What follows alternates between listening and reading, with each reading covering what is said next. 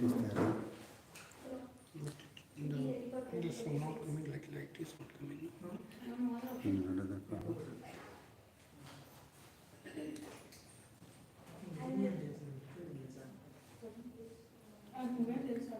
This cannot recharge, but it comes. I will check in the system.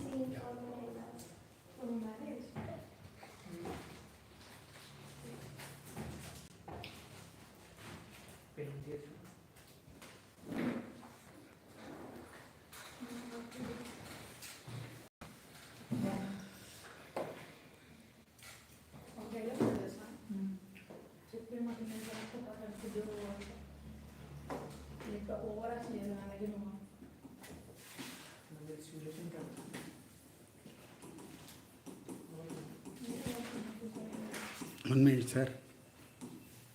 1 minute. You come.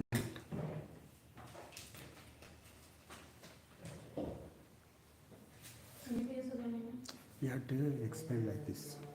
Okay, fine. Then you have to adjust. So that they want so fully that on the board only.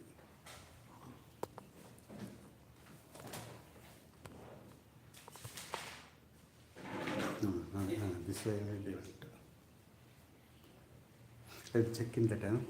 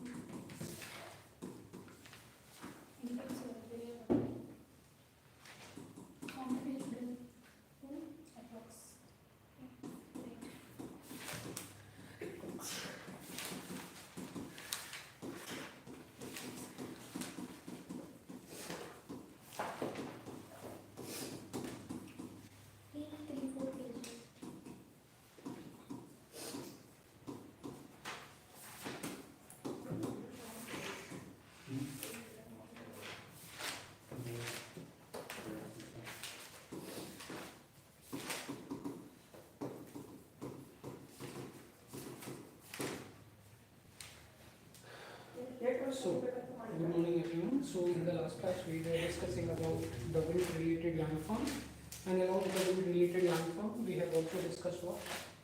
We have also discussed karst region. What are the karst regions? And we also saw desert, different type of desert, distribution of desert. That thing we have discussed, and finally we started with continental drift theory. So, those are the things we have covered in the last class. So, what are the landform that is being made by wind erosion? What are the landform that are being made by wind erosion? Dunes. Dunes. And these are made by wind erosion or wind deposition? Sir, wind deposition. So, what are landform made by wind erosion? Yadam. Zurigan. So, we discussed mushroom rocks. Second is Mesa. Mesas and buttes, Inselberg and Ventifact and Recanter. Those landforms are made due to wind erosion. So we have discussed the mushroom rock, Jugen, Yarden, Mesas and buttes, Inselberg and Ventifact and Recanter. What is the difference between Inselberg, Mesas and buttes? Inselberg, Mesas and buttes. What is the difference? Sir, Mesas is plateau-like structure with more of space, Flat top, and buttes is there will be less flat top. Yeah. there will be less flat top, and Inselberg. Inselberg are residual peaks like structure. These are having rounded top. So Yes. Inselberg is going to have this type of top, rounded top. So those difference lies between Inselberg, mesas as well as vertex. Clear? Then we also discussed what is the difference between Barkans and Seef.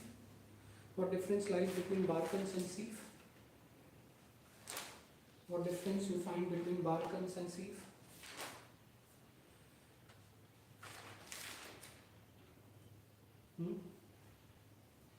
Barkans and Seef. So we discussed dunes are of two types. One is Yes. Barkans and another is what? Longitudinal Seef. What is Barkan?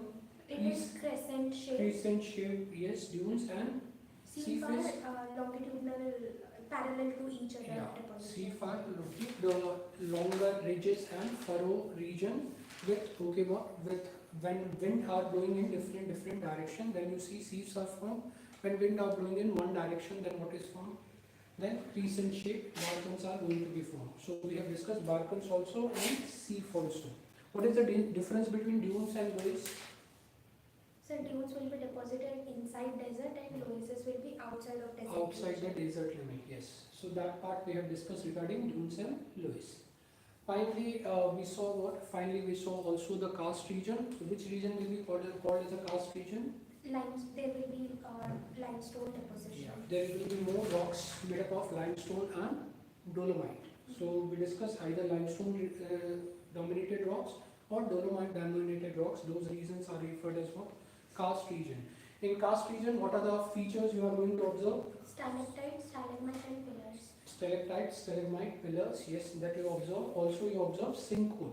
Yes. You all observe sinkhole, that also is a feature of karst region. Fine. So those part we have covered in the last class. We also discussed certain desert. We also saw the questions related to desert. That question has been asked that why deserts are found between 15 to 30 degree latitude. So what was the reason? High pressure zone and cold ocean current. Yeah, high pressure zone and cold oceanic current was the responsible for desert formation in 15 to 30 degree latitude, and on the which margin? On the west side of the margin. Fine. So those parts we have covered. Where you see the location of Victorian deserts? Australia. Where do you see the Mojave Desert is located? North America. Yes, Mojave Desert is located in North America. So we have discussed various type of desert and their location and distribution. Which type of desert is known as a wreck? Sandy. Wreck, sandy desert, which is known as erg. Rocky. Opposites. Opposite. Rocky is known as Amada. Okay. Rocky desert is also known as Amada. What is name of stony desert? Reg. Reg. So Reg is a stony desert. Erg is what? Sandy desert. So we discuss different type of desert and their names. Rocky, that is Amada, and we discuss Reg and Erg. So those were the different types. Fine. So now we'll start with the continental drift theory. So last we discussed there are 5 theories that you have to read. One is continental. The second is what? Convectional current. Convectional current theory. The third is Paleomagnetism. Paleomagnetism theory. The fourth is sea floor spreading theory. And the last you have is what? Plate tectonics. Plate tectonics. So we talk about these 5 theories. So we will find convectional current theory, we find continental drift theory, paleomagnetism, seafloor spreading, and plate tectonics. So the first that we started was this theory, which is which is continental drift theory. So we discussed who proposed the continental drift theory. Alfred Wegener, and when he has proposed? 1920s. Yeah, in 1920s, specifically in 1922. And we discussed this theory says that initially the Earth was having a supercontinent called as a Pangaea, surrounded by what? The ocean called as a Peninsula. And we discussed later on it was divided into Angara land or Laurasia. It is also called as a Laurasia, and we discussed Gondwana land. It is further divided into nothing but these two parts, separated by which sea? Tethys Sea. Clear? Separated by Tethys Sea.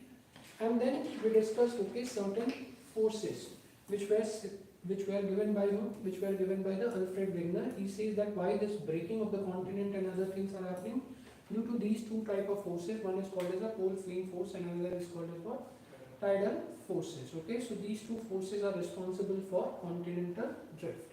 Now there are several evidences okay that you are finding. Which are the evidences? One is okay tillite deposit, placer deposit, fossils, rocks of shale mix, and physical affinity. These are okay what? These are evidences he has given to support his theory. Clear? And we were discussing about the criticism of this theory. So the first major criticism that we have discussed is what? This physical affinity, we cannot take it. Why we cannot take it? Why we cannot take it? Because coastlines are always subject to what? Erosion. Subject to erosion and submergence. So we discussed coastlines are always subject to erosion and submergence. So if this is okay what? This is North America, this is okay South America, and this part of Africa we are saying that it is exactly fitting over here. It may not be correct because okay the coastline is changing and coastline are subject to erosion and submergence. So that is one of the problems we have discussed with the theories of Alfred Wegener. The second major problem we discussed was what? That oceanic crust is made up of which type of rock? Mafic, which are okay what? Which are more heavier, more denser, while continental crust is what? Felsic, which are less heavier and less denser rock. And that's why we discussed continental crust, which is okay less heavier, less denser, cannot move the oceanic crust, which is okay what? More heavier and more denser. So unless it can't move this, it can't spread, it can't drift. So drifting only occurs when continental crust will able to move oceanic crust, which is not possible because oceanic crust is heavier. It cannot be moved by the lighter object. Okay, that is okay there. Clear? So that is okay. Second criticism that we have discussed with regard to what? With regard to the continental drift theory. The third major criticism we have discussed is what? That it only explains about continent doesn't provide anything with regard to what? Oceans. How oceans are created, how oceans are formed. It is not talking about nothing but okay, these subject. It only talks about continent and continental drifting. That is okay, one problem that also we have discussed in the last class with regard to what? With regard to the continental drift theory. Okay? Now there are other other criticism also. What are the other criticism? So the fourth major criticism that you find, as we discussed, he has given placer deposit, tillite deposits, and fossils as one of the evidences, because similar types of placer deposit you are finding, similar type of tillite deposit, and similar type of fossils also you are finding across different continents. Clear? So that's why he is saying that all those continents were initially a single continent, later on separated. That is okay there. Clear? But when more and more discovery had happened, what had happened is we found different evidences also. Like the fossils are also found in Iran, Afghanistan, some part in Central Asia. So similar fossils, like we discussed fossils of lemur or fossils of glass terrace vegetation that we have discussed in the last class. Those fossils are also found in these regions. Clear? But these regions has come from where? These regions has come from where? These are not part of Africa, Australia or India, because they have come from which part? They have come from Gondwana land. But these are part of what? These are part of Laurasia or Angara land. Clear? So these have been originated from where? These have been originated from Laurasia or Angara land. So your North America, your Europe, they have been what? They are coming from here. Your Southern America, your Africa, your India, these are coming from which part? These are coming from nothing but Gondwana land. So what you find is these similar similar type of fossils are also found over here, which are unrelated to what? Which are unrelated to Gondwana land. Okay, so it's not cannot be said that only because the fossils are same, they are part of the same continent or they are part of nothing but okay same region earlier, because similar fossils are also found in different regions also, that is okay there. Clear? Similarly, similar type of placer deposit also we are finding in different region. Placer deposit also we are finding in different region. So this is the reason why okay even okay what even nothing but okay these evidences were rejected, which were given by whom? Which were given by the beginner. Clear? So these evidences, yes, okay, they are indicating that okay what they were part of one continent, like India was part of Australia, Australia was part of Africa, all these were together. Yes, these evidences are providing, but these fossils are also found in unrelated zones, which are okay what? Which are okay different. So that's why there can't be what? There can't be nothing but okay only this as a basis for determining what? Determining the supercontinent or Pangea part. Clear? So this is okay another major criticism. Fine. The next major criticism has happened with regard to forces. With regard to forces. So we discussed which are the forces he has said: pole fleeing force and tidal force. Tidal force. So as we discussed, he said pole fleeing forces is responsible for which type of movement? Northward movement of the continent. And tidal forces is responsible for which type of movement? Westward movement of the continent. But with more and more discovery, we are able to calculate what is okay, what is nothing but okay, this amount of tidal force, because you know that F is equals to what? Sorry, gravity is equals to what? What is the tidal force of the moon? We discussed gravity depends upon gm by r square. Now we are able to know what is the distance between what? Earth and the moon. So this is Earth, this is the moon. How much is the distance? We now know this r. We also now know the mass of the moon. So we can calculate what? We can calculate the gravity, because now we know the mass of the moon also, because we have gone to the moon, we have seen the moon, we have okay now know the mass of the moon, how much distance it is from the earth, that also we know. So we can calculate nothing but okay gravity. Now once we calculate the gravity, we found that this force is small. This force is not big. This force is small, and this force cannot break the continent. This force cannot break the continent because this force is small. For breaking of the continent, you require larger force. So that's why this is a small force, because we are able to calculate this force, and this force only can cause displacement in water on the earth.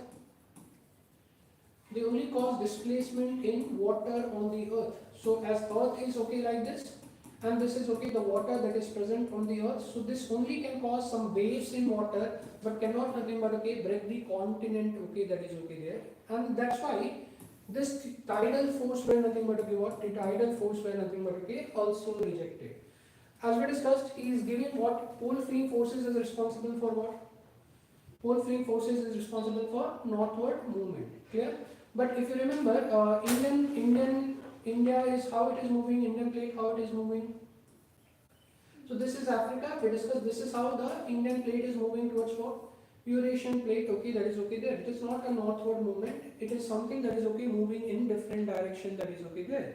Clear? So what you find is this indicating that okay, not all okay thing is moving exactly in the northward direction. So even pole fleeing forces was rejected.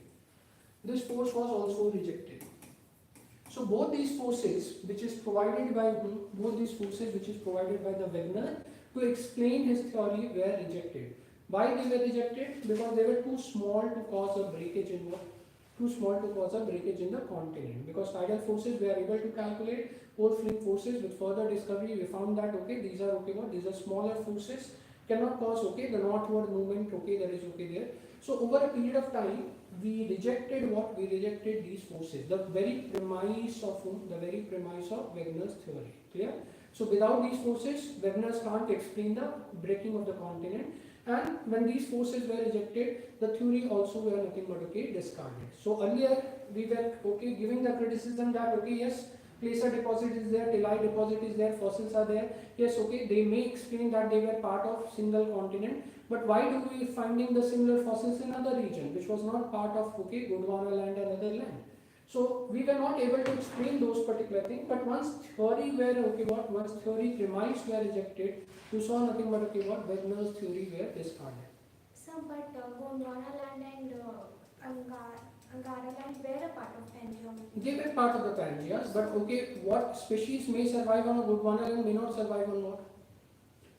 Angara land, no? Okay, different continent, different species may survive. Okay. So different fossils may be there, no? So that's why there was this particular question that why do you see what? Why do you see the same fossils in different part of different part of nothing but continent? So those were nothing but those were the major criticism. Also, sir, even though considering that Earth was Pangea, but weather and everything will differ when we go in different directions. Yeah, different directions. So that's why different species will survive in different climate, different things. So different type of fossils need to be found. And same goes for the rocks also. Same goes for the different rocks. Same goes for the rocks also. So what you see is that is the reason why the Wegener's theory were rejected. Why Wegener's theory were rejected. So what are the criticism of Wegener theory? One criticism was what? That it is not able to explain which part? It is not able to explain only it was explaining the continent part, not explaining the ocean part. Second, this physical affinity, this one evidences that were provided was rejected, saying what? Saying that the coastline are subject to what? Erosion, coastline are subject to submergence. So not necessarily presently we have this particular continent. This fitting over here is due to what? Is due to nothing but the breaking, because it can also happen due to the change in coastal feature also. So that's why this was also rejected. The third reason, oceanic crust is heavier, cannot be displaced by continental crust. That is another reason. Then similar type of placer deposit, rocks as well as fossils are found in different directions, which is not related with each other. So that's why that part is also rejected. Finally, the forces which is responsible for breaking of the continent were also rejected, and as a result continental drift theory were discarded. These theories were discarded. So this is this is all about Alfred Wegener's theory. Clear? Any doubt regarding this one? So what is Alfred Wegener saying? What is Alfred? And one more thing, the Wegener is also saying that the continent starts to drift in an era which is referred as what? Which is referred as a Mesozoic era. Okay? So if you remember, we discussed geologists take different time scale. We discussed they do not take what? They do not take hours, minutes. They do take different time scale. So what is a geologist time scale? They are divided into Paleozoic, Mesozoic, Cenozoic. These are the different era that geologists take. And below, before Paleozoic, you have Precambrian. You have this Precambrian era. So before Paleozoic, we have this era. We have nothing but Precambrian era. Remember Precambrian mountains? We have discussed based on origin of the mountain, we have classified mountains into Precambrian, Hercynian, Calodian, Dovin. Those classification. So initially Earth was in this period, this zone Precambrian. From there it shifted to Paleozoic era, Mesozoic era, and Cenozoic era. These are the geological period. Now the Wegener says that drifting of the continent started when? Continent starts to break when? Continent starts to break in a Mesozoic period. Clear? So the Pangea got broken down into Gondwana land, Angara land, and later on further breaking is happening in which period? Mesozoic period. So why it did not happen in Paleozoic? Why it did not happen in Precambrian period? Clear? Why only the drifting started in the Mesozoic period? This was not explained by whom? Alfred Wegener. This was not explained by Alfred Wegener. That if you are saying tidal forces is responsible for what? Westward movement of the continent. Tidal forces were also present when? In Precambrian period, it was also present in what? The Paleozoic period. Clear? Because tidal forces are acting due to what? Moon and sun. Moon and sun. It is acting due to Earth, Moon. So Moon is also present, Earth is also present since the beginning. So they were present in Precambrian period also. They were present in what? They were present in Paleozoic period also. So when tidal forces is responsible for the breaking, why the continent is not breaking in Precambrian period or Paleozoic period? Why only drifting started in which period? Mesozoic period. This is not explained by whom? This is not explained by the Wegener. So that is another criticism of Wegener's theory. Fine. So these are These are the reasons why Alfred Wegener's theory were rejected. So remember what is Alfred Wegener saying? That initially Earth was a single continent, that is Pangea, surrounded by ocean called as a peninsula. Later on, it got divided into Laurasia, Parangara land and Gondwana land, separated by a sea. Then further breaking, and this led to creation of what we call as a seven continent. To what forces is responsible for, okay, what forces is responsible for the breakage of seven continent? Okay, all fleeing forces and tidal forces. One is responsible for northward movement and another is responsible for westward movement. So that's what he is giving evidences that more landmass is present where? Northern hemisphere, less landmass is present in southern hemisphere. Another evidence is rocks or fossils. The third evidence is he is giving is placer deposit. The fourth evidence is giving is what? Tillite deposit. The fifth evidence is giving is okay what?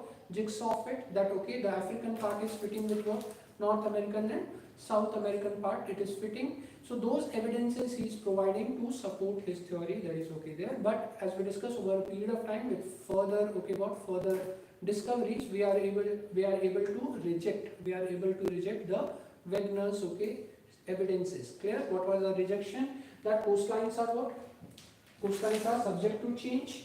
Why coastlines are subject to change? Because of erosion, because of submergence of the coastline. So what today is fitting may not fit tomorrow. What today is fitting may not fit tomorrow, or what yesterday was not fitting may fit okay today, that is okay there.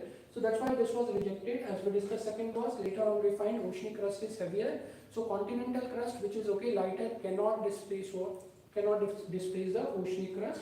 The third is what? Third is nothing but okay. The Wegener is only talking about continent, does not talk anything about oceans. The fourth criticism is what? Similar type of okay deposit, similar types of fossils are also found in unrelated regions. So that's why it is also being rejected. The fifth is pole fleeing forces and tidal forces are too small to cause the breaking of the continent, and that's why Wegener's theory was discarded. And finally, Wegener was also not able to explain why drifting only started in the Mesozoic period when forces were also present in what?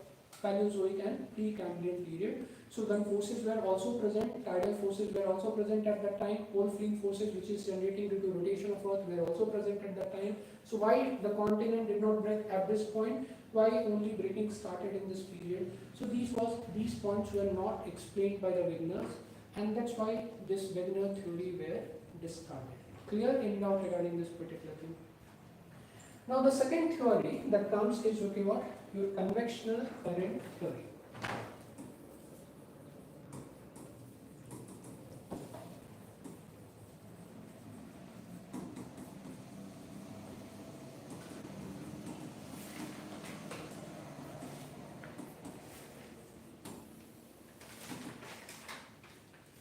So the second theory that were okay coming is a convectional current theory, and this convectional current theory were provided by whom? They were provided by Arthur Holmes.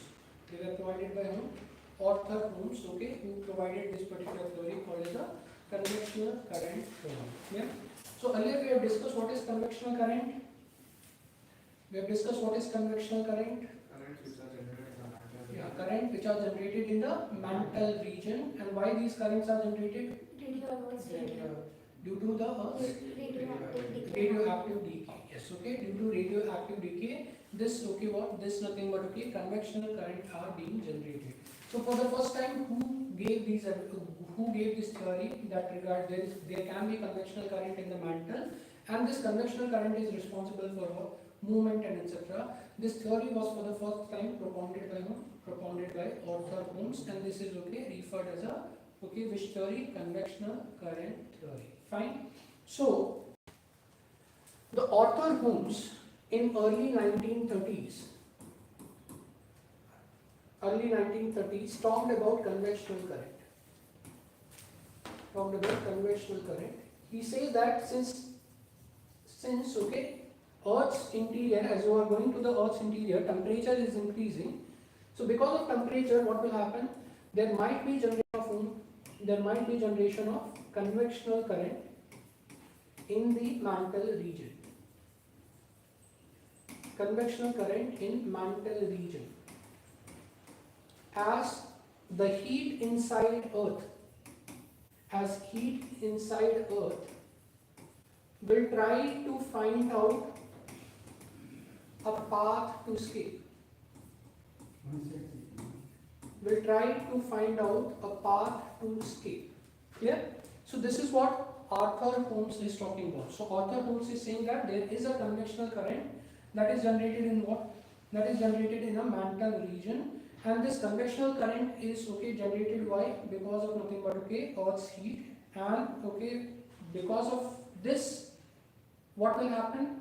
The heat is trying to escape, trying a path to escape. Yeah. So you know that convectional current is what? Convection is what? We have already discussed convection is a method of heat transfer. Heat transfer in which?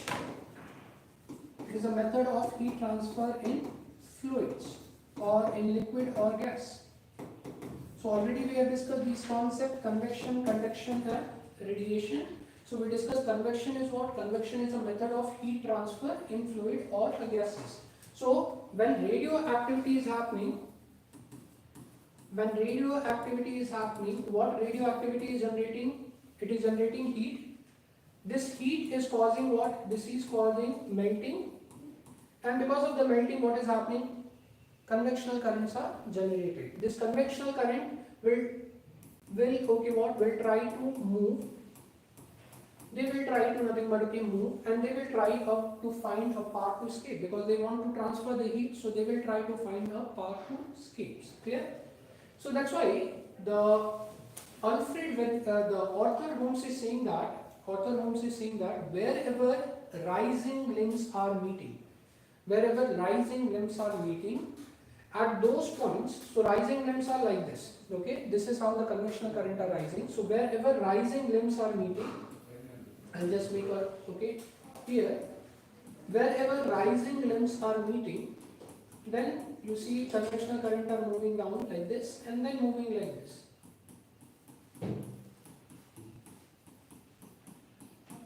Clear?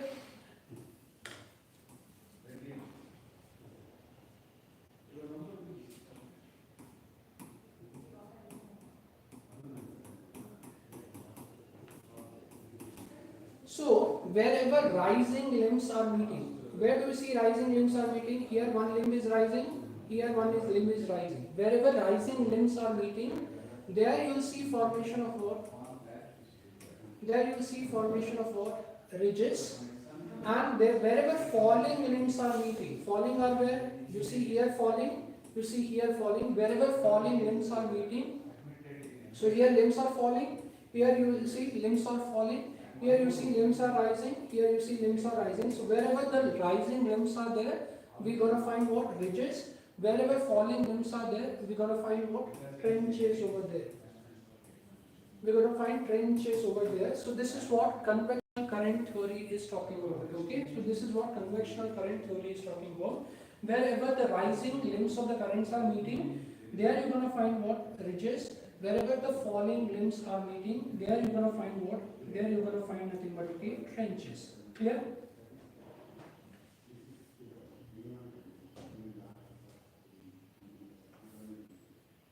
Fine. Where the rising limbs will occur? Rising limbs will occur whenever the plates are diverging, and wherever the falling limbs will occur, where the plates are converging.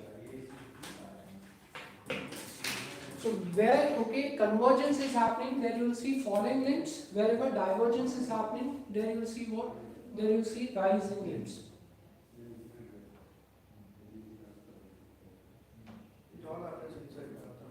It is happening inside the mantle region, because convectional current are generated in which region? Mantle region. So this is all occurring in the mantle region. Fine. So this is all about what? This is all about convectional current. Clear? So for the first time, you see, we are talking about possibility of what? Possibility of something inside the ocean. We are talking about ridges, that is over here, and trenches over here. So what is what is found inside the ocean? Because continental drift theory is only talking about what? Continent. It is not talking about oceans. Okay, so we discussed when the new discoveries are happening. We discussed during what? During 1930s, 1940s, early 1940s, we found a lot of features inside the ocean. Why we were able to find a lot of features inside the ocean? Tech development.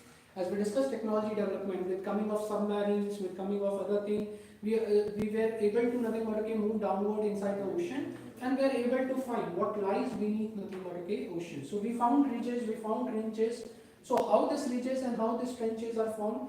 So he's saying that wherever rising limbs are happening, then you'll see what? There you'll see ridges are forming. Wherever falling limbs are happening, what will happen? Trenches are going to nothing but okay, form. So this is what okay the theory that has been propounded by Arthur Holmes. Clear? Any doubt regarding this one? So Arthur Holmes is saying that there is a possibility of there is a possibility of convectional current in the mantle.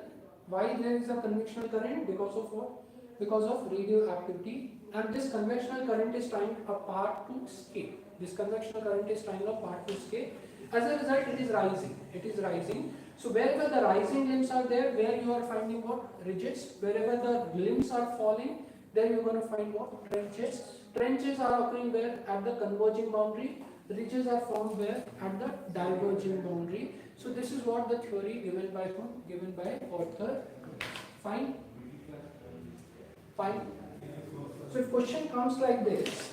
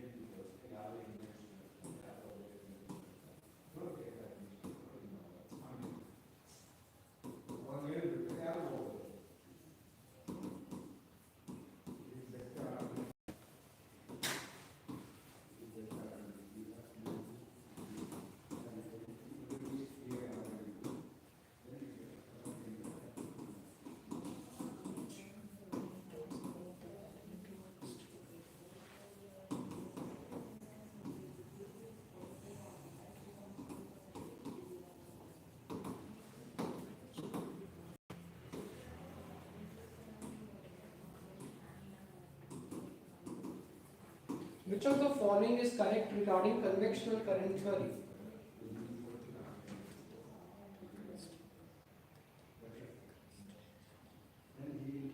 So second is wrong. Second is wrong. Second is right. Second is wrong, sir.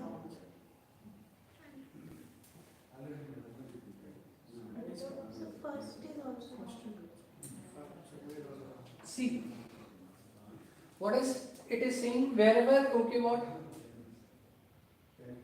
Wherever rising limbs are there, there you're going to find what? Ridges. Wherever falling limbs are there, trenches. So what here it is written?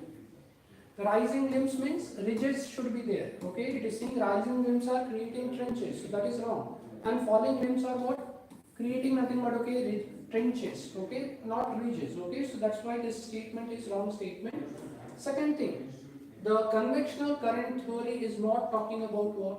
Convectional current theory is not talking about which crust is older, which crust is newer in origin. Okay, this is not being taught. We have not written anything regarding older or newer thing in a convectional current theory. So convectional current theory doesn't talk about whether the crust is newer in origin or crust is older in origin. That is not being taught in case of what? That is not being taught in the case of convectional current theory. Clear? So what the convectional current theory only says, it says that there is a possibility of convectional current in the mantle. This convectional current is generated due to what? Radioactivity, and this convectional current is trying apart to what? Ridges and trenches. This convectional current is trying apart to escape. As a result, what is happening? Wherever the rising limbs are there, there you will see formation of ridges. Wherever falling limbs are there, there you are going to see the formation of what? Trenches. Okay, ridges will always form at which boundary? Divergent boundary. Trenches are going to be formed at which boundary? At the convergent boundary. Clear? So this is what the theory is talking about, and this is second theory, which is called the convectional current theory. Clear? Now, convectional current theory revived again the possibility of what? Revived again the possibility of continental drift. Clear? So, because of convectional current only, we rejected which forces? Because of the convectional current only, we rejected which forces? Pole-filling forces or toroidal forces. These are not responsible for movement of moon. These are not responsible for movement of continent. Rather, what can be responsible for movement of continent is what? What can be responsible of movement of continent is what? Convectional current. Okay, what can be responsible for movement of continent is what? Convectional current. That is why we rejected which theory? Wegener's theory. Clear? So Wegener's theory is being rejected with further, okay, what? Further nothing but okay, discovery, further, okay, what? Further evidences. We are rejecting the Wegener's theory. Clear? So we now started focusing on which concept? Convectional current concept, that this may be responsible for movement of things, okay, that is okay there, because it is saying that okay, rising limbs is creating what? Rising limbs is creating ridges, falling limbs are creating nothing but okay, trenches. So that's the reason why okay, you see drifting can happen. That okay, that theory was again revived. So we discussed currently, if you remember last class, we discussed currently this concept that initially the earth was what? One supercontinent, Pangea, later on okay, broken down in seven continents. This part is accepted in by today's what? By today's theory. But whatever the evidences, whatever the forces the Wegener is talking about, all those things have been rejected. Okay, all those things have been rejected. So this is what you have to keep in mind with regard to convectional current theory. So convectional current theory revived again the possibility of what? Movement of the continent, drifting of the continent, but not okay. But the forces and other thing that Wegener is talking about has been rejected. Okay, they have been rejected. Fine. Now the third theory that is coming is a paleomagnetism. Paleomagnetism theory. Paleomagnetism. This is a third thing that is okay coming. Now, you have to keep in mind, we have discussed study of rocks is called as what? If you remember, we discussed study of rocks is called as what? Petrology. Yes, okay. Study of rocks is called as the petrology. We have discussed that particular concept. Now, the term paleo means rock. So the term paleo means what? Rocks. Clear? And magnetism means what? You are trying to study which property of rocks? Magnetic properties of rock. So paleo means rock, and you are trying to study which property of rock? Magnetic properties of rock. This is called as what? This is called as a paleomagnetism. Clear? So geologists okay, over a period of time try to study what? Try to study the magnetic properties of a rock, and this part is called as what? This part is called as a paleomagnetism. Fine? Any doubt regarding this particular thing? So paleo means rock, magnetism means you are trying to study the magnetic property of rock. So when you are trying to study the magnetic property of rock, this is referred as what? This is referred as a paleomagnetism. Fine? Now, to understand this concept of paleomagnetism, some basics that you have to keep in mind. Clear? Now, the first thing, how do you find a direction? How do you find a direction which is north, which is south, which is east, which is west? How do you find a direction? Compass. Through compass. Yes, okay. How? What compass does? Points north side. Yes, okay. It is, okay, what always points north and south. Whenever compass is being placed, this compass is pointing towards nothing but okay, north and south direction. So you are able to point this is north, this is south, and you find this is east and this is a west. Okay. So when you are going to any unknown places and you want to find which direction you are in, what you do is what? You place a compass. Compass always points in north-south direction. That is okay there. That's how you try to find it. Now, why this compass tries to align in north-south direction only? Why not in other direction? So it is related to magnetic field. Yeah, It is related to magnetism only. It is related to magnetic field only. Clear? So what you have to keep in mind is there is a charge. Charge is represented by Q. Clear? So in physics there is a charge. Charge is represented by physics Q. Okay? It is represented by the symbol Q. Why this charge is created? Why this charge is created? Why this charge is created? Force applied. Any force applied? Anyone else? Why this charge is created?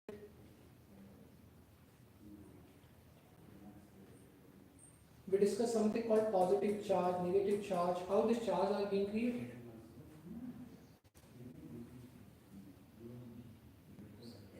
Whenever any atom accepts electrons, what will happen? Negative charge. Negative charge. Whenever any atom loses electron, what will happen? Positive charge. Already we have discussed this concept. So we discussed atom consists of what? Proton and neutron inside nucleus, and electrons are what? Revolving around the nucleus. Okay, this concept we have discussed. We discussed atom contains equal number of what? Proton and neutron. So if atom atom get extra electron, accept one electron, then what will happen? Electron will be 2, proton will be only 1. So it acquires which charge? Negative charge. Okay, if atom loses the electron, then what will happen? Let's say this is okay, 1 electron, 1 proton. When atom loses this electron, so it is left only with what? Proton. Proton means which charge? Charge will develop, positive charge will develop. So we discuss always a charge. Okay, charge can develop whenever any atom loses electron or gains electron. That is okay. Clear? So what you have to keep in mind is the charges in physics is represented by whom? The charge in physics is represented by the symbol Q. Okay, like if you are knowing this, there is a law called as a Coulomb's law. This is equals to A Q1 Q2 by R square. Coulomb's law is what? F is equals to K Q1 Q2 by R square, where Q1 represents first charge, Q2 represents nothing but second charge. We have discussed like charges. Like charges repel each other, unlike charges what? Attract each other. Okay, so that is what we have discussed. Like charges repel and unlike charges what? Attract each other. This part we have discussed. So what is the when they are repelling means there is a force that is that is pushing them away from each other. When they are attracting means there is a force there which is which are attracting them towards each other, and this force is equivalent to whom? This force is equivalent to nothing but K Q1 Q2 by R square. Clear? Any doubt regarding this one? So if this is one charge, this is another charge. Okay, either they may attract if both are negative or positive. So if they are opposite charge, they will attract. And what is attraction force is equivalent to? Attraction force is equivalent to F is equals to K Q1 Q2 by R square. If they are of similar charge, that is negative only, then what will happen? Force of repulsion will happen. This force of repulsion will cause what? This force of repulsion will be equals to F K1 Q2 by R square. Clear? Any doubt regarding this one? So remember, there is a charge. Okay? Whenever charge is being created, what will happen? Whenever a charge is being created, there is also creation of which field? There is also creation of which field? An electric field. Okay, whenever the charge is there is a creation of which field? There is a creation of nothing but electric field around the charge. Clear? Any doubt regarding this particular thing? So whenever there is charge, there is a charge that is kept, like Q1 is being kept. So what will happen? This charge will create an electric field around it. Clear? Now if other charge is placed outside of this electric field, then what will happen? If other charge is placed outside of this electric field, then what will happen? So either repel or attract. It will not attract or repel, okay, because distance is too huge. When distance is too huge, no attraction or no repulsion will happen. Clear? But when it is brought within what? Within its electric field, then what will happen? Then either attraction or repulsion will happen. Clear? Because when now the force is increasing, when the distance is decreasing. When distance will decrease, what will happen? You see nothing but force will increase. Okay, that is okay there. Clear? So whenever charge is kept, charge create which type of field around it? Electric field around it. Charge create an electric field around it. And this electric field, whenever any other charge is being brought in this electric field, it will be experiencing what? Either attraction or repulsion.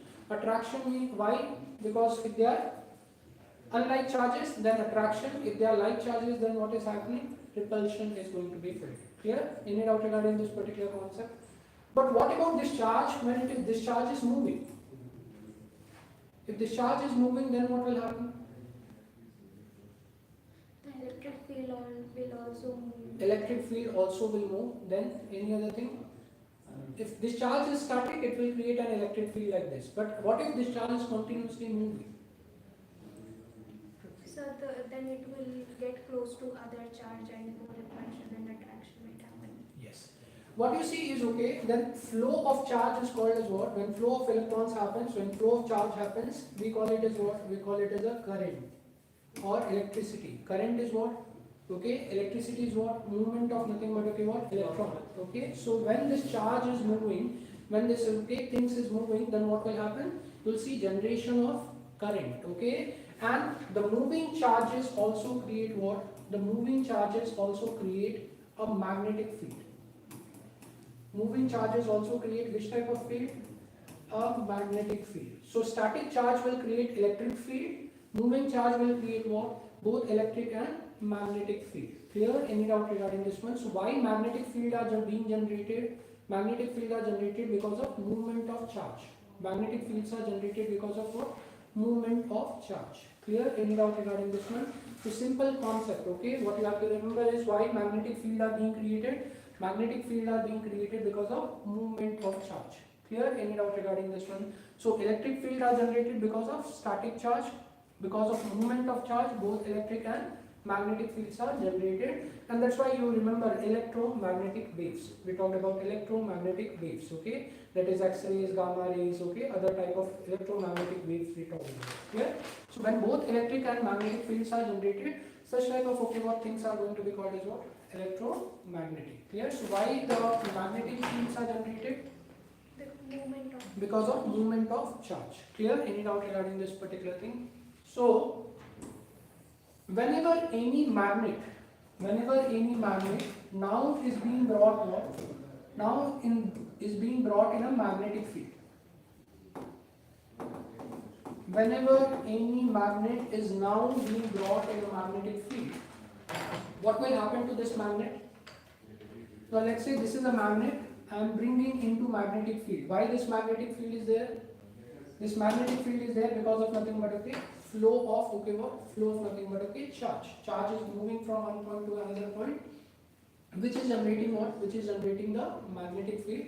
Whenever any magnet is going to be brought in a magnetic field, this magnet is going to be aligning itself in what? Aligning itself in which direction? North, south direction. Magnetic, okay, if this magnetic field has this magnetic north and this magnetic field has a magnetic south, then this magnet which we are bringing will align itself in a north-south direction. Clear? Any doubt regarding this one? This is a principle what we use in what? What we use in a compass. Okay, so this is a principle what we use in a compass, that whenever okay, a magnet is being brought in a magnetic field, what happens? It will always align itself into which direction?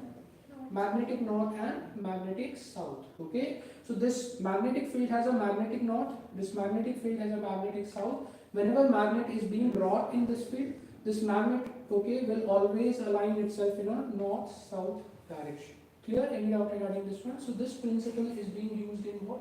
Compass principle to find the direction. Fine? Any doubt regarding this particular thing?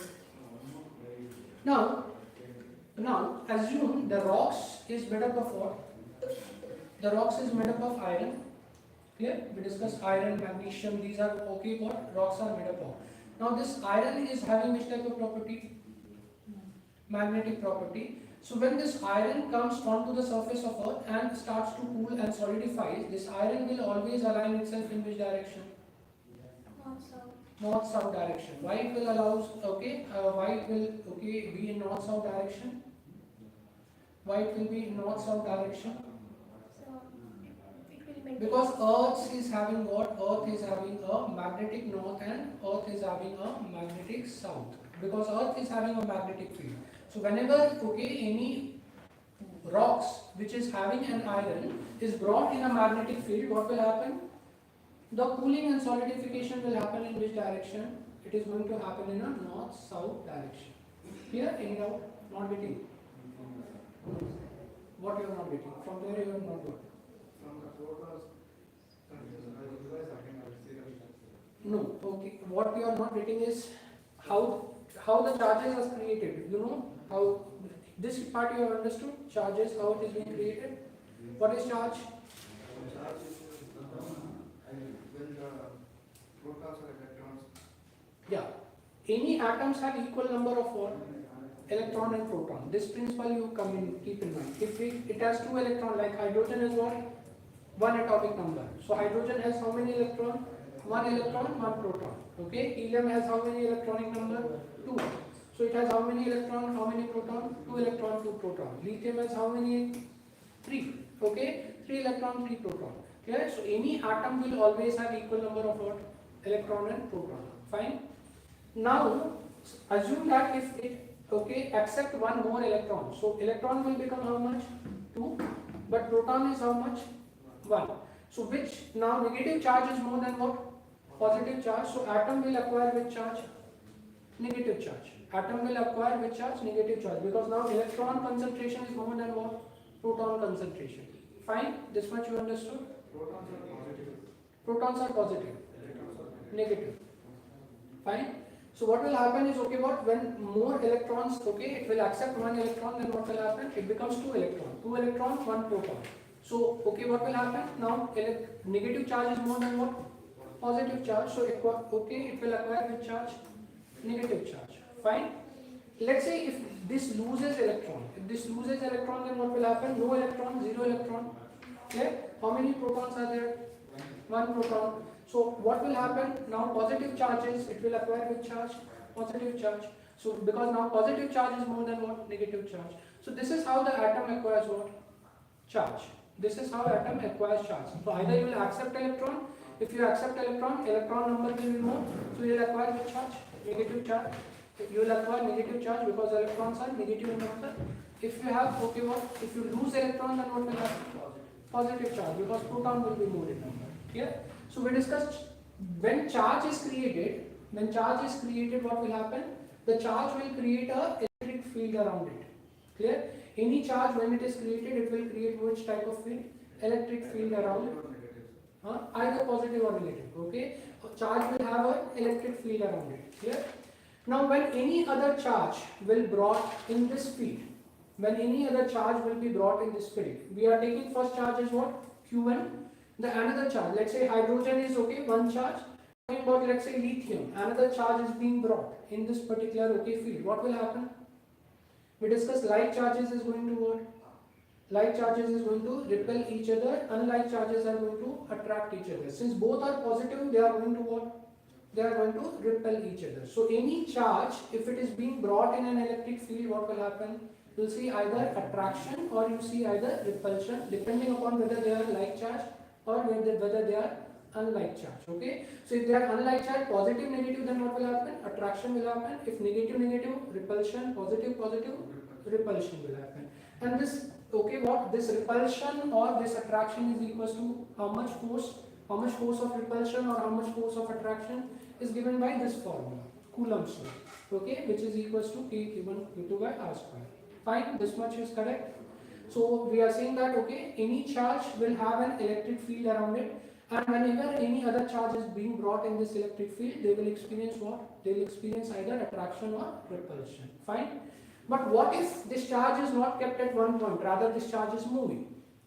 Clear? So here we are keeping a charge at one point and we are saying electric field is around it. Clear? But what if this charge is moving? If this charge is moving, then what will also generate is what? Magnetic field. Okay. So a moving charge also generate what? Moving charge also generate a magnetic field. Fine. This much is fine. Now, whenever moving charge is there, a magnetic field is generated. This magnetic field always have a magnetic north and magnetic south. Clear?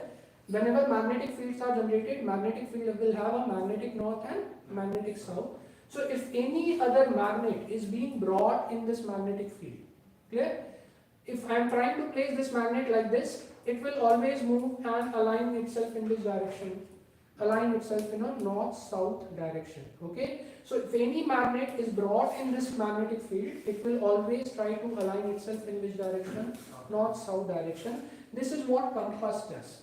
This is what compass does. You try to find a direction. So when a compass is brought in Earth's magnetic field, when compass is brought in Earth's magnetic field, Earth has a magnetic north, Earth has a magnetic south. So this compass will always trying to align itself in what?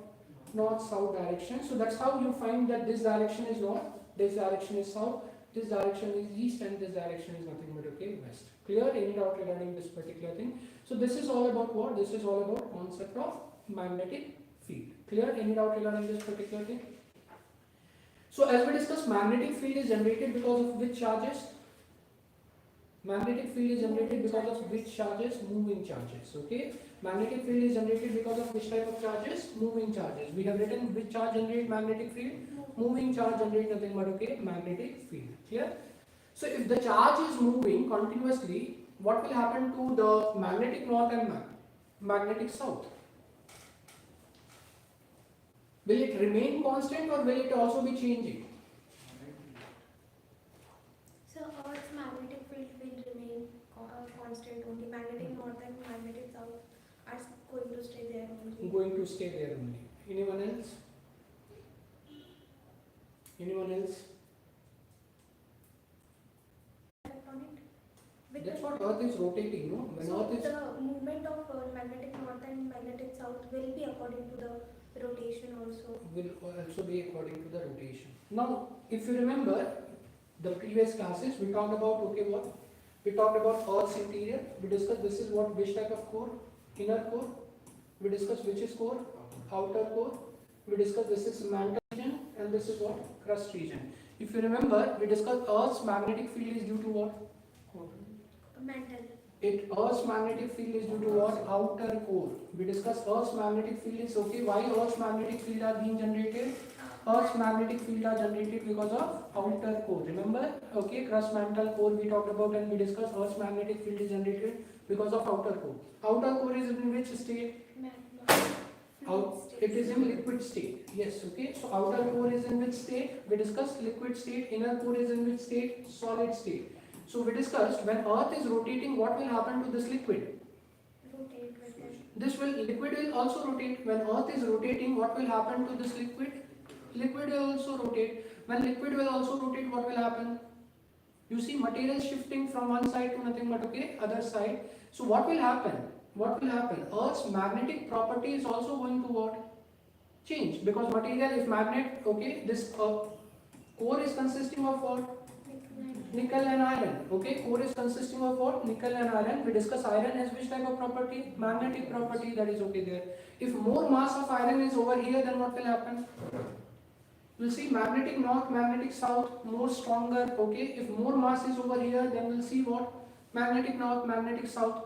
Because magnet is moving, iron is moving in okay what? In liquid core, that is okay there. Because why iron is moving? Because Earth is rotating. Earth is rotating. Clear? So as we discussed, okay, if any water you fill in what? Water you fill in a bottle and rotate the water, what will happen to the water inside the bottle? It will also rotate. When it will also rotate, you will see some area more water, some area lesser water that is going to be there. Clear? As a result, Earth's magnetic field is not static. It is continuously nothing but okay what? It is continuously changing. Why it is continuously changing? Because Earth is rotating in nature. Clear? When Earth is rotating, what will happen to iron? Also rotating. As we discussed, moving charges. When moving charges will there, what will happen? You will see generation of what? Magnetic field. Okay, you will see generation of nothing but okay, magnetic field. So this is the reason why outer core is responsible for what? Outer core is responsible for generation of magnetic field. Fine. Any doubt regarding this particular thing? Yes. So whenever people in forest use a compass, but the direction is fixed, no sir. So for example, a village is in the north direction. The compass will always show north direction towards that village only. So due to that rotation now, that should be static to show it that way only. Yeah, we are coming to that concept. Okay, just we discussed compass uses which principle it uses. That whenever magnet will come in, okay, what Magnetic field, it will align in which direction? North-south direction. Fine. Now, assume that, okay, what Earth's magnetic field, as we discussed, this is okay, Earth's magnetic field. Now, Earth's magnetic field is going to change. Okay, why it is going to change?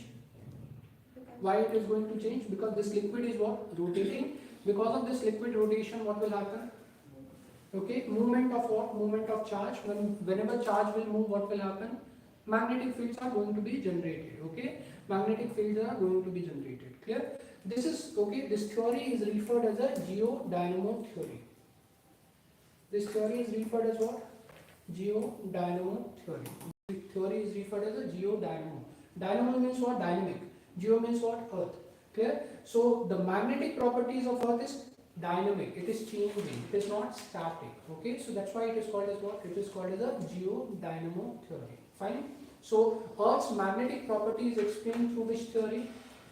Geodynamo theory. Earth's magnetic properties is explained through which theory? Geodynamo theory. Geo means what? Earth. Dynamo means constantly changing. So Earth's magnetic field is constantly changing. Why it is constantly changing? Because we discussed charges are moving. When charges will move inside the liquid core, what will happen? What will happen? It will generate a magnetic field, and this magnetic field always have a north direction. This magnetic will have always have a south direction. And since the charges are moving in different direction because of movement of what? Movement of liquid core. As a result, magnetic north and magnetic south are also changing. It is not static. Fine. Any doubt regarding this particular aspect? So this is what the concept of Earth's magnetism. This is what concept of Earth's magnetism. Fine. Any doubt regarding this one? Now what you have to keep in mind is, because the Earth's magnetic field is changing, Earth's magnetic field is changing. Let's say this was the Earth's magnetic field. This was Earth's magnetic field. Now what will happen? Volcanic eruption has happened. Volcanic eruption has happened when this was the Earth's magnetic field. Okay, so this is the north direction. This is nothing but south of Earth's magnetic field, and now volcanic eruption is happening. Clear? Now this volcanic eruption bring what onto the surface? Iron onto the surface. Now this iron will have a magnetic property. So whenever any magnet is put in what? Put in a magnetic field, this magnet will align itself in which direction? This magnet will align itself in a north-south direction. That is what we have discussed with regard to compass.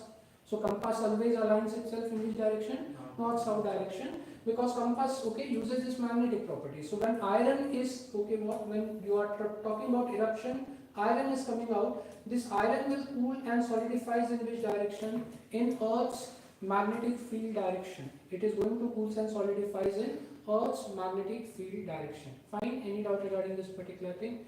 So which type of rocks are rich in iron? Igneous. Okay. Anyone else? Anyone else? Which type of rocks is rich in iron?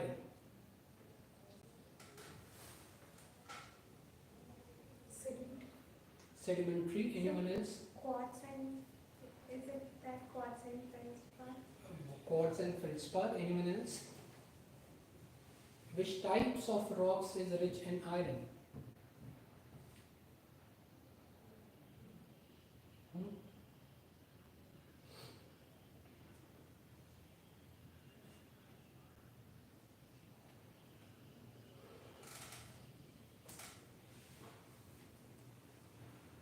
We have just now discussed oceanic crust is made up of which type of rock? Mafic. Mafic means what? Mafic means iron. Okay, it is made up of what? It is made up of nothing but iron and other. Continental crust is made up of felsic. Felsic means what? Silicon, aluminium. Okay, it is not containing iron. So which rock is made up of what? Which rock is made up of nothing but iron? Basalt. Okay, we discussed which rock is having rich content of iron. Basalt is having a rich content of iron. As these rocks are made up of what? As these rocks are made up of iron. Okay, we discussed felsic rock do not contain nothing but iron. So rocks that you are finding on the continents, continental crust, they may not be very rich in what? They may not be very rich in iron, but rocks that you are finding under the oceans, they are very rich in what? where they are very rich in what? Iron. Not getting. Didn't say. So what you see is, okay, we discuss rocks that are, okay, what? Rocks that are rich in, okay, what? Rocks that are rich in the iron, they are going to be found where? They are going to be found in the oceans. The rocks that are, okay, found on the continent are less rich in what? Less rich in iron, because they are which type of rock? Felsic rock. Rocks that are rich in mafic, okay, we discussed, okay, they are rich in what? They are rich in nothing but, okay, iron. Clear? So paleomagnetism, when we are talking about paleomagnetism, is all about what? Study of magnetic properties. Paleo means what? Rock. Magnetism. Okay. So when we are trying to study the magnetic properties of rock, which type of rock we are going to choose? Mafic. Mafic rocks we are going to choose. Means, okay, we are trying to study the magnetic field of, okay, or magnetic polarity of, okay, rocks which are inside the ocean, because they are rich in what? They are rich in nothing but, okay, iron, rather than, okay, the continental one. Clear? Any doubt regarding this particular thing? Clear? Any doubt? So which type of rock we are trying to study? If we are trying to study the oceanic rocks. We are trying to study the oceanic rocks. Fine, any doubt regarding this one? So when volcanic eruption is happening inside the ocean, this, okay, what? This iron which is present in the volcanic eruption will always align itself in which direction? Which always align itself in a north-south direction. Yes. So the oceanic volcanic eruptions and continental crust volcanic eruption will have different content of iron iron in them. Yeah, they have different content of iron. They have different content of iron. If you remember the syllabus part, when we were discussing about syllabus, we talked about something called this term. Anyone remembers? Polymetallic nodules. Poly means what? Many metals are found inside the ocean, and we are trying to extract those metals from the ocean. Why? Because ocean's metals are rich in what? Iron. They can be rich in magnesium. Okay, that's what we are trying to extract from nothing but, okay, ocean. Because oceanic crust is made up of what? Oceanic crust is made up of nothing but, okay, iron. It is made up of nothing but, okay, magnesium. Fine. Any doubt regarding this particular thing? So what is, okay, magnetic field? What is magnetic field? Because Earth is moving, okay, Earth is rotating. Earth is in which part? Liquid core part of, okay, Earth is rotating, because of which what is generated? Earth's magnetic fields are generated. Earth's magnetic field always will have a north, and Earth's magnetic field always will have a south. But this north-south will not be fixed, it will be changing. Why it will be changing? Because Earth is rotating, material inside this iron will also rotate. So that's why Earth's north-south will constantly change. Clear? Now whenever any rocks which is being erupting, it contains iron. Since iron also have a magnetic property, we discussed it always align itself in which direction?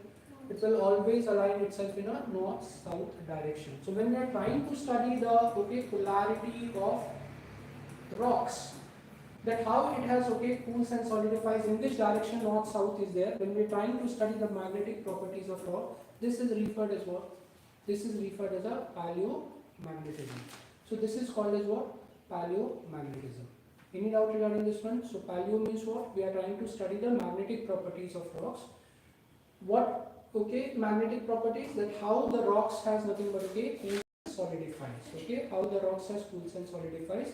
That is called as nothing but, okay, paleomagnetism. Fine. Any doubt regarding this particular term?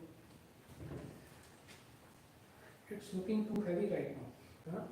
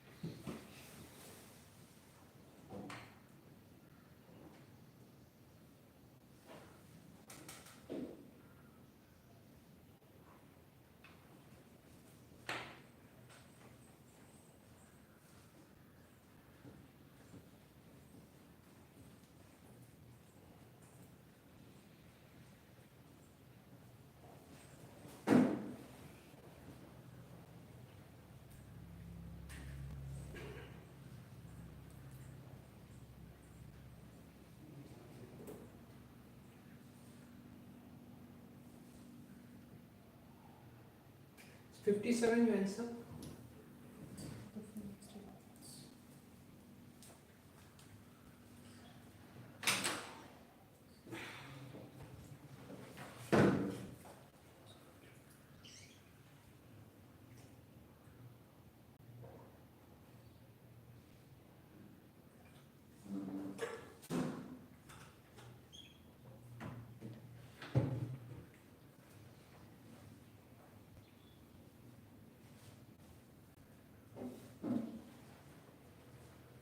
So option A. Option A. A. Anyone else? So what does reversed mean in that context? Means changing polarity north south south north. This reverse. Sir, option C. Option C. Option A. So just now what we have discussed with regard to Earth's magnetic field, that it is not having the same north and same south, it is constantly changing.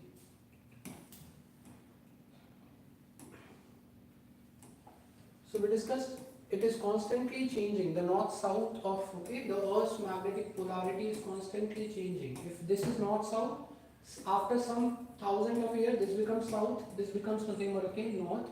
While magnetic polarity is constantly changing. Why this changing? Why this is changing? Because we discussed since Earth is rotating, the liquid core material, liquid core iron is also what? Iron is also rotating. You know that movement of iron causes what?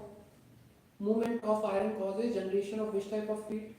Magnetic field. Movement of iron causes, we discussed whenever any charge will move, what will happen? It will generate what? Magnetic field. Since the iron inside the core is moving, it is generating which type of field? Magnetic field, and this is called as a Earth's magnetic field. Clear? But we discussed since the Earth's magnetic field is what? Is not constant because the core is constantly nothing but rotating. Clear? Any doubt? So yes, this statement is very much correct. Earth's magnetic field has reversed every few thousand years. So sometimes sometimes 10,000 years, sometimes million years. After that, Earth's Earth's polarity has nothing but constantly changed. Clear? Any doubt regarding this particular thing? So first statement is very much correct statement. Second statement, when the Earth was created 4,000 million years ago, remember we discussed what is the age of Earth? Around 4.3 billion years ago. That is what we have discussed, age of the Earth. So when Earth was created around this, 54% was oxygen and no carbon dioxide. So when Earth was created, we discussed Earth was in which form?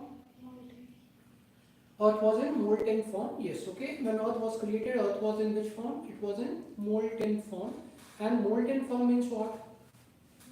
Very hot form. When very hot form, there was no life.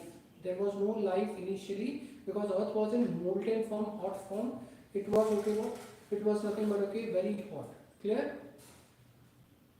You have not revised previous one. Go back to crust, mantle and core. After crust and mantle and core, we have discussed what? We have discussed that Earth has been formed in 3 stages. What are the 3 stages we talked about? Go back to the crust, mantle and core, and after that crust, mantle and core, we talked about Earth is forming in 3 stages. What are the 3 stages? I was absent, sir. You are absent. Anyone else? After crust, mantle and core, Earth was in 3 stages. What are the 3 stages?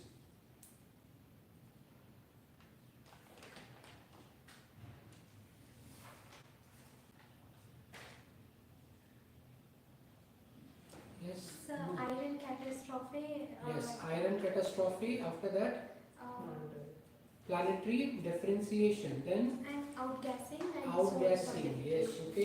So those are what? Those are nothing but different things we talked about. Iron catastrophe. Then what had happened? Planetary differentiation. Then third thing, what is happening? Outgassing is happening, and it is cooling and solidifying in solid form. Clear? So if Earth was in which state? Earth was in molten state. Obviously there was no life. No life. And life only came when there was what? When there was oxygen. Life only came when there was what?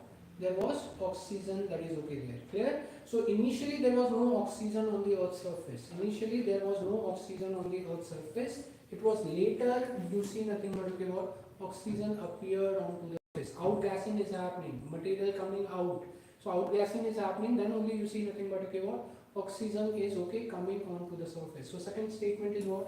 Wrong. Third statement is what? Correct. Yes, okay. When living organism originated, they modified the atmosphere with more and more oxygen. Clear? So that is how you see nothing but okay, what? You see plants started giving what? Photosynthesis. Photosynthesis means what is coming out? Carbon dioxide is absorbed. What is coming out? Oxygen is coming out. So yes, they are modifying what? They are modifying nothing but okay, the atmosphere. So that's why which statement are correct? First and third are correct. Second is nothing but okay, wrong statement. So that's how the question has been asked regarding Earth's magnetic field. Clear? Any doubt regarding this one? So what you have to keep in mind regarding Earth's magnetic field? Why Earth's magnetic field is generated? Why Earth's magnetic field is generated? Because the iron is moving inside what? Iron is moving in the liquid core. Liquid core. Remember, liquid core is responsible for what? Liquid core is responsible for generation of Earth's magnetic field. So iron is moving in which core? Iron is moving in liquid core. That you have to keep in mind. And when iron is moving in liquid core, what is happening? Magnetic field is generated. Yes, magnetic field is being generated. This magnetic field has a magnetic north and magnetic south. But this magnetic north and magnetic south is not fixed. Why it is not fixed? Because iron keeps on moving. When iron keeps on moving, then what will happen? Magnetic field keeps on changing, and that's why you see nothing but okay, magnetic north and magnetic south are also changing. Clear? Now, as we discussed, any magnet when it comes into what? When it comes into magnetic field, it will align itself in which direction? It will align itself in magnetic north and magnetic south of the Earth. When any magnet is being brought in a magnetic field, it will always align itself in a magnetic north and magnetic south direction of nothing but okay, Earth. That is okay there. Fine. Now, when eruption of okay, what? When eruption of volcano is happening and iron is coming out, this iron is going to align itself in which direction? In Earth's magnetic north and in Earth's magnetic south. Okay, that is okay there. And when we are trying to study this okay, alignation of iron, how iron is aligning, this is called as what? This is called as a paleomagnetism. This is called as a paleomagnetism. So paleo means what? Rock. Magnetism means what? How iron is aligning, how magnetic iron, okay, iron is aligning. We are trying to when we are trying to study this, okay, this is called as what? This is called as a paleomagnetism. Clear? Which type of rocks we are okay choosing to study? Continental rocks or oceanic rock? Oceanic rock. Why oceanic rock? Because they are rich in what? They are rich in iron content. So iron will come out more over there, and iron will try to align in Earth's magnetic north and magnetic south. So we are trying to study nothing but okay, mafic rocks over there. Clear?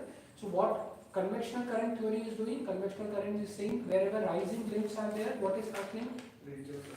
Ridges are formed. Ridges, how ridges are going to be formed? Due to volcanic eruption. Ridges are going to form due to what? Volcanic eruption. So when volcanic eruption will happen, then what will happen? What comes out?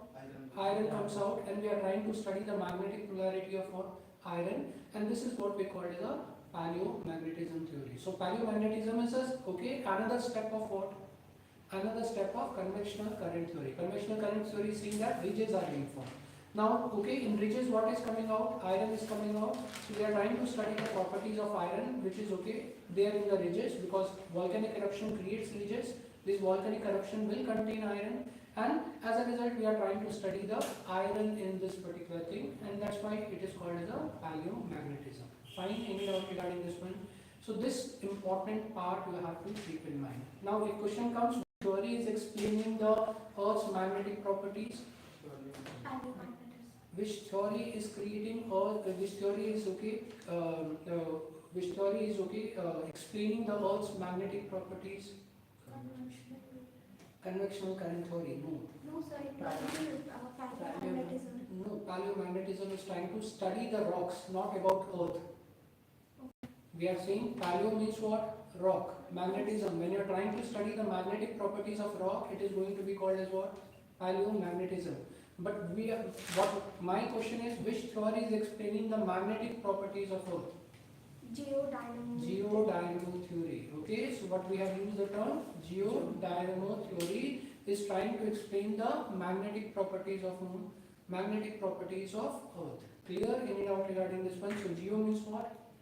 Geo means Earth. Dynamo means what? Changing. Okay, since Earth's magnetic properties is changing, as we discussed, polarity is changing, it is reversing. That's why it is called as what? It is called as a geodynamo theory. So what is trying to explain the magnetic properties of Earth is a geodynamo theory. What is trying to explain the magnetic properties of rock is going to be paleomagnetism. Clear? Any doubt regarding this one? So don't get confused between geodynamo and paleomagnetism. Geodynamo is to explaining the earth part, while paleomagnetism is trying to explain the rock part. Clear? Any doubt regarding this one?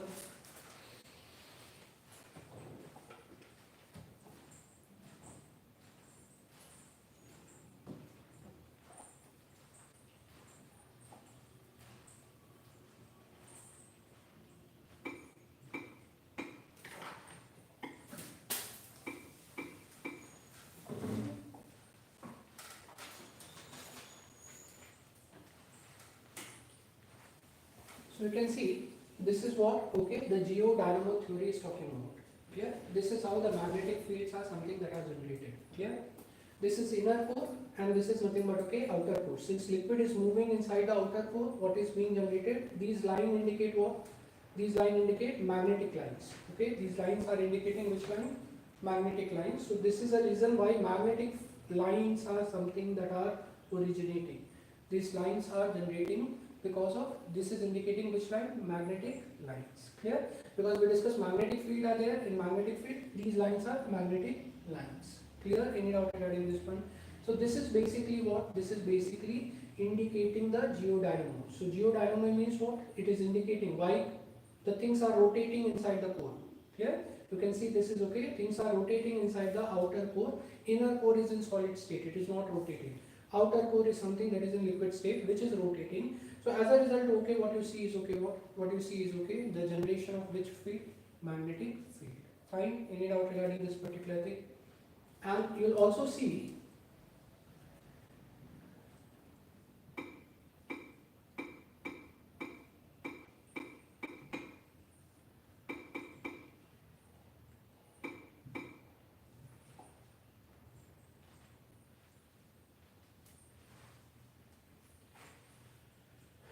clear? Now this, okay, you are finding with regard to what? With regard to magnetic field lines. Clear? So this is okay what? This is nothing but okay. Whenever magnet are being brought, this is indicating magnetic what? Magnetic north of the earth. This is indicating what? Magnetic south of the earth. Clear? Magnetic north and magnetic south. And again after a few years what is happening? This part is indicating north and this part is nothing but okay indicating south. So this is what has been asked in question, that over a period of time 100 and 2000 years Earth's magnetic field is reversing. Reversing means what? What was south has now become here, what was north now become here. So it has reversed over a period of time. This is what we call as a magnetic reversal. This is called as a magnetic reversal. Fine.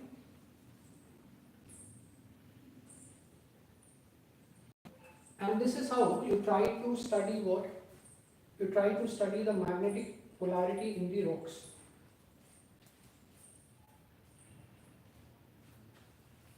So this is how you try to, now this is the rocks, okay? This is the rocks, okay, that you are seeing. Now you are trying to study the magnetic polarity in what? Magnetic polarity is nothing but, okay, rock. When magma comes out, what will happen? When magma comes out, it is okay what? It is okay spreading in this direction.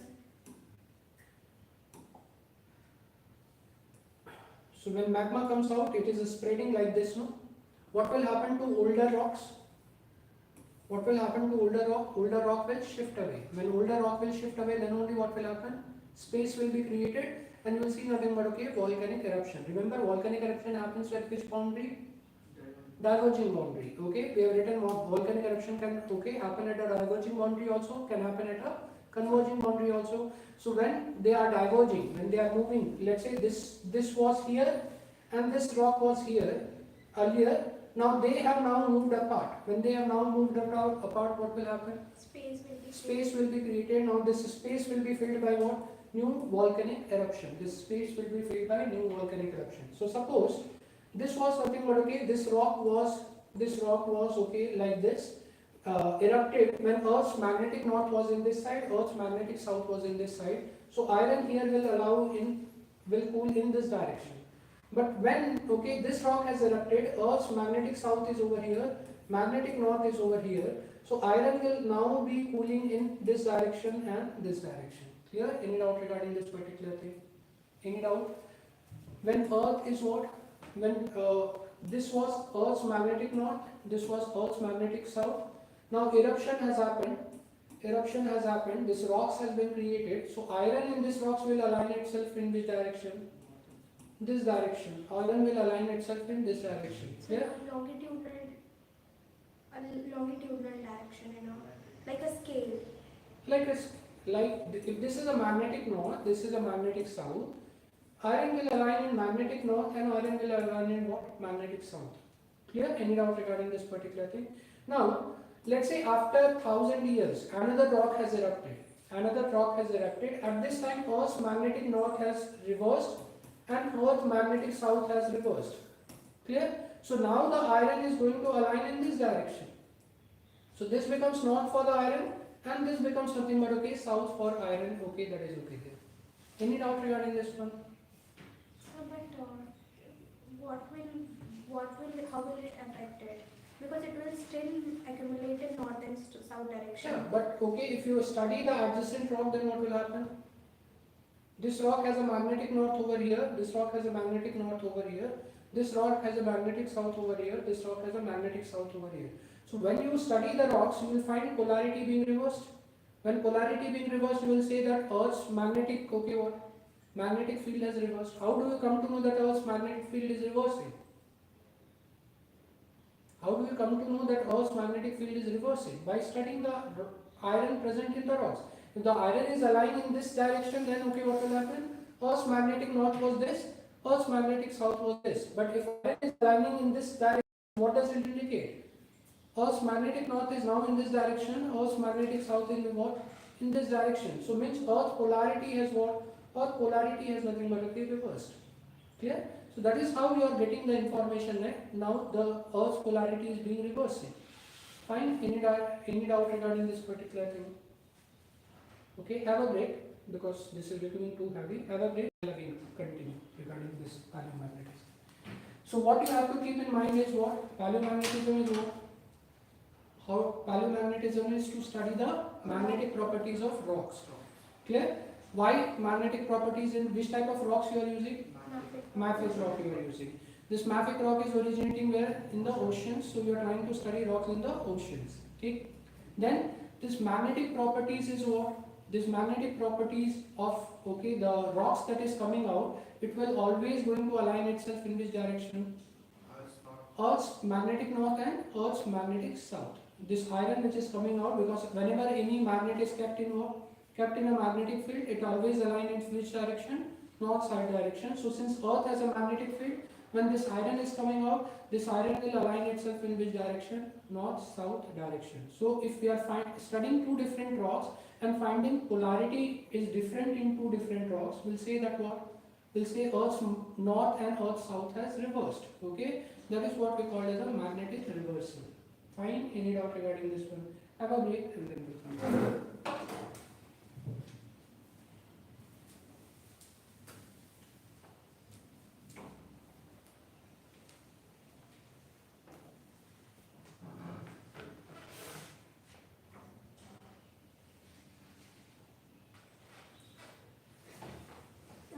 Is this yours one? That is yesterday I wore a different jacket, okay? It got opened.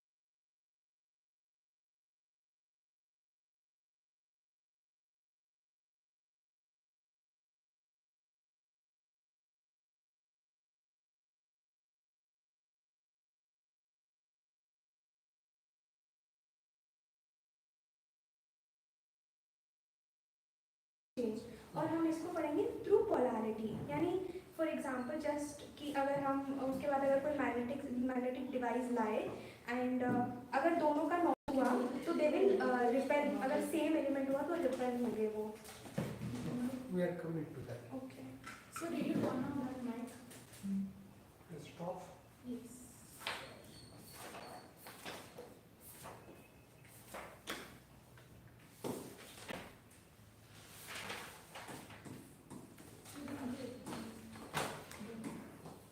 So till now, what we have discussed in paleomagnetism is what?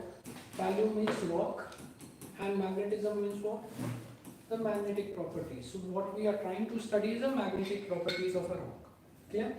Now, we discuss Earth has a magnetic field. Why Earth has a magnetic field?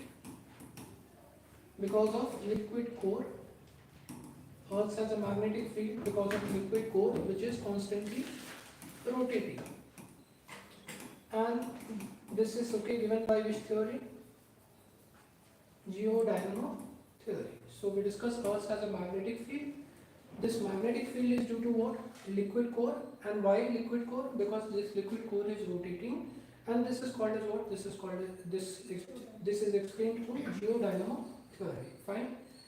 Now we discuss, since Earth has a magnetic field, Earth's magnetic field will have a north and will have a south. Clear? This will have a north and this will have a south. But this north and south is not constant. It is constantly changing. After a few years, you might see this becomes okay magnetic north of the earth, and this becomes magnetic south of the earth. This becomes magnetic north and this becomes magnetic south. This becomes okay what? Magnetic north and magnetic south. Now remember, don't confuse it with what? Don't confuse with your geographic north and geographic south.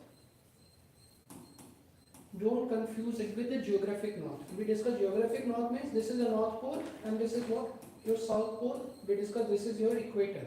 Clear? So this is called as a geographic north and this is called as a geographic south. Clear? But when we are talking about north and south reversal, we are talking about whose north and whose south? Magnetic north and magnetic south. Or here reversal is happening. Magnetic south earlier was here, now magnetic south has gone over here. Now what has happened? Magnetic north has gone over here. Fine? Any doubt regarding this one? Now what we are trying to study is what? We are trying to study which type of rock? Mafic rock. Where the mafic rocks are found? They are found in the ocean. Clear? Mafic rock contains what? Iron. When this iron is okay what? When this iron is going to be placed in Earth's magnetic field. When this iron is going to be placed in Earth's magnetic field, what will happen to this iron? It will align itself in Earth's magnetic north and magnetic south. This is what we have discussed till now. Fine? Any doubt regarding this one? Now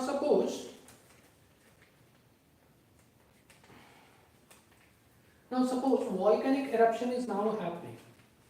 Now this volcanic eruption now happens. So what will happen over here?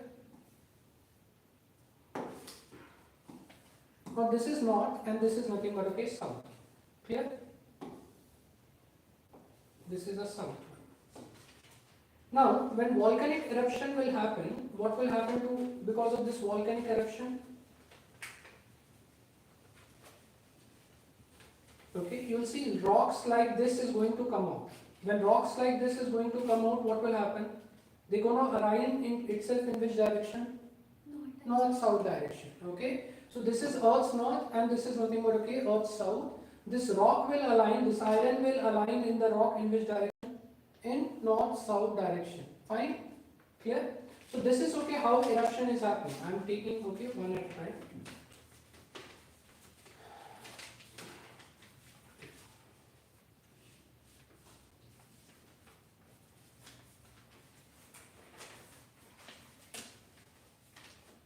This rocks will align itself in which direction? It will align itself in a north-south direction of which magnetic field? Earth's magnetic field.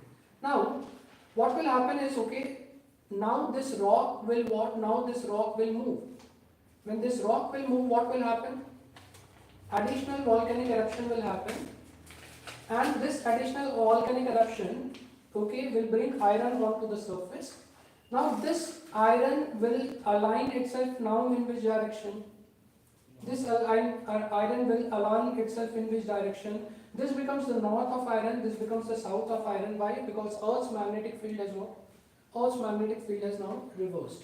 Clear? So when Earth's magnetic field has now reversed, iron north will become this, iron south will become nothing but okay, this. Clear? After a certain period of time, another eruption will happen. When another eruption happens, what will happen?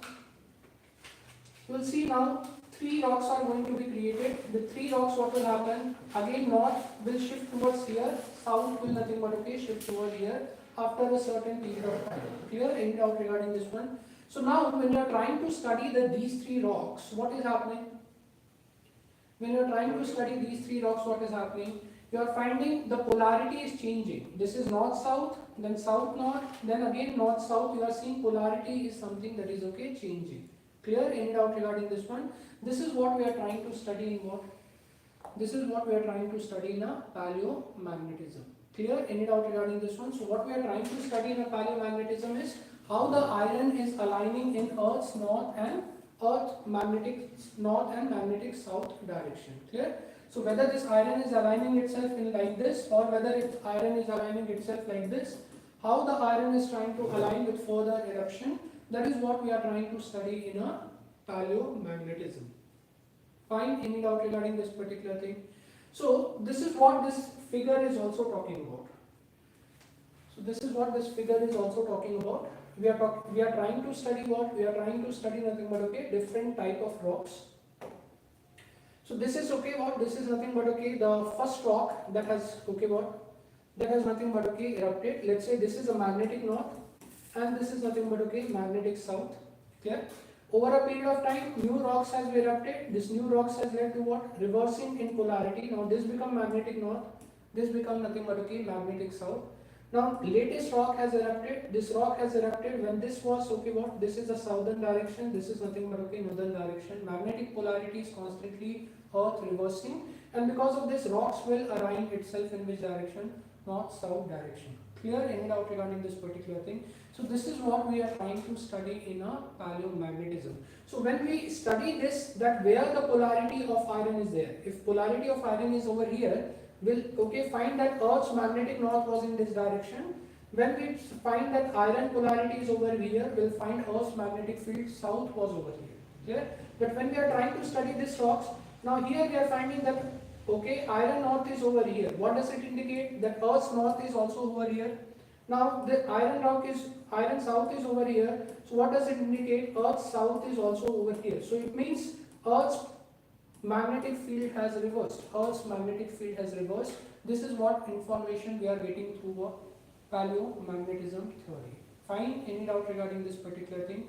So this is what we are trying to study in a magnetic property. So remember, Earth is having what? Earth is a magnet.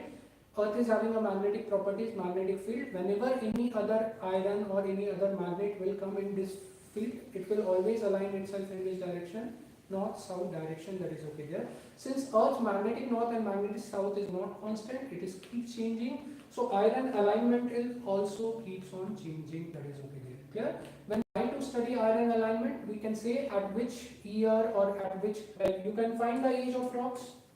So okay, when you find the age of rock, you can say that at this time the Earth's polarity has reversed, because at this time Earth's polarity was different. At this rock, Earth's polarity is different. So you can find at which time the Earth's polarity is changing. Clear? This information is being given by which theory? This information is given by paleomagnetism theory. Fine? Any doubt regarding paleomagnetism? So what we are trying to study in a paleomagnetism is we are trying to study that how the rocks are something that are aligning. Clear? Whether it is aligning in okay what? Whether it is aligning in Earth's magnetic north and magnetic south, when Earth's magnetic north was here and south was here, or it is aligning in different direction when Earth's magnetic north and south has reversed. So that is what we are trying to study in a paleomagnetism theory. Fine? Any doubt regarding this particular thing? So what does it indicate? What does it indicate, paleomagnetism theory?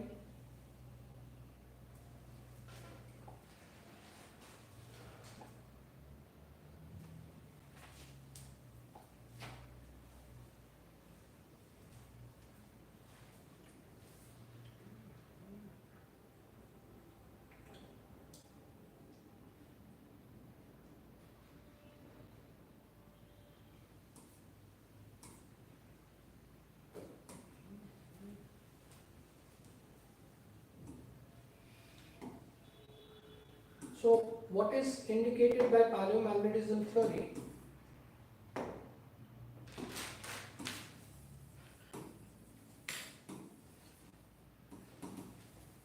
What information we are deriving from this theory? First thing, we are trying to study what? Polarity of iron in the rocks. Polarity of iron in the rocks, that we are trying to study. Second, it provides information regarding what? It provides information regarding Earth's magnetic north and magnetic south. Earth's magnetic north and south, and how these magnetic field has reversed over a period of time.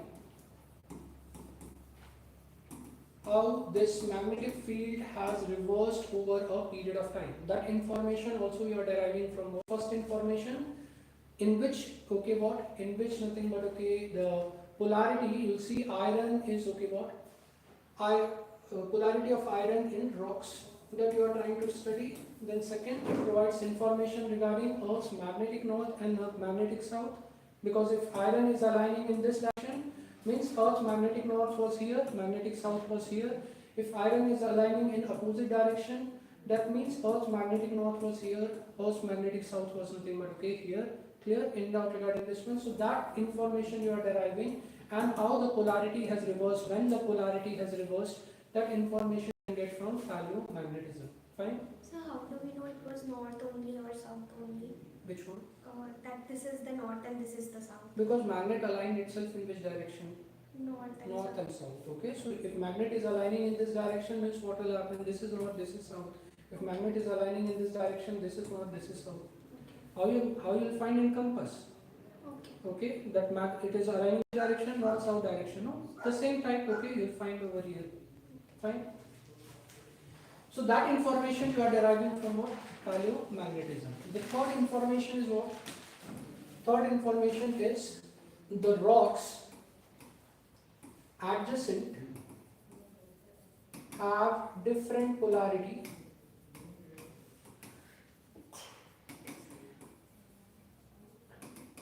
and rocks on the other side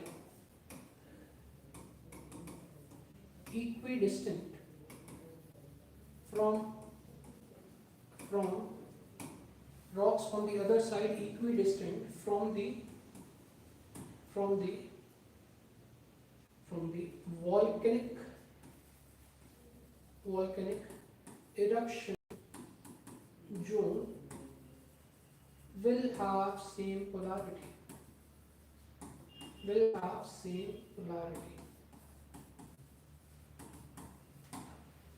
Rocks adjacent have different polarity and rocks on the other side equidistant.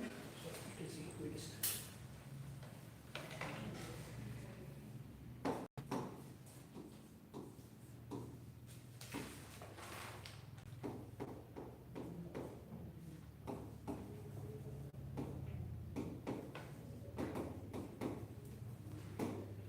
Equidistant from the volcanic eruption zone will have same polarity. So these information that you are deriving from what? These information that you are deriving from paleomagnetism. Fine. Now assume this is volcanic eruption zone. Here, this is volcanic eruption zone. Here, okay, what is happening? Magma is something that is okay coming out. Assume this is okay what? Oceanic bed. Okay, assume this is something but okay, your oceanic bed. Now what will happen? Which is of okay what? When volcanic eruption will happen, what will happen? Rocks will okay form like this. When volcanic eruption happens, on the either side you will find okay the rocks like this.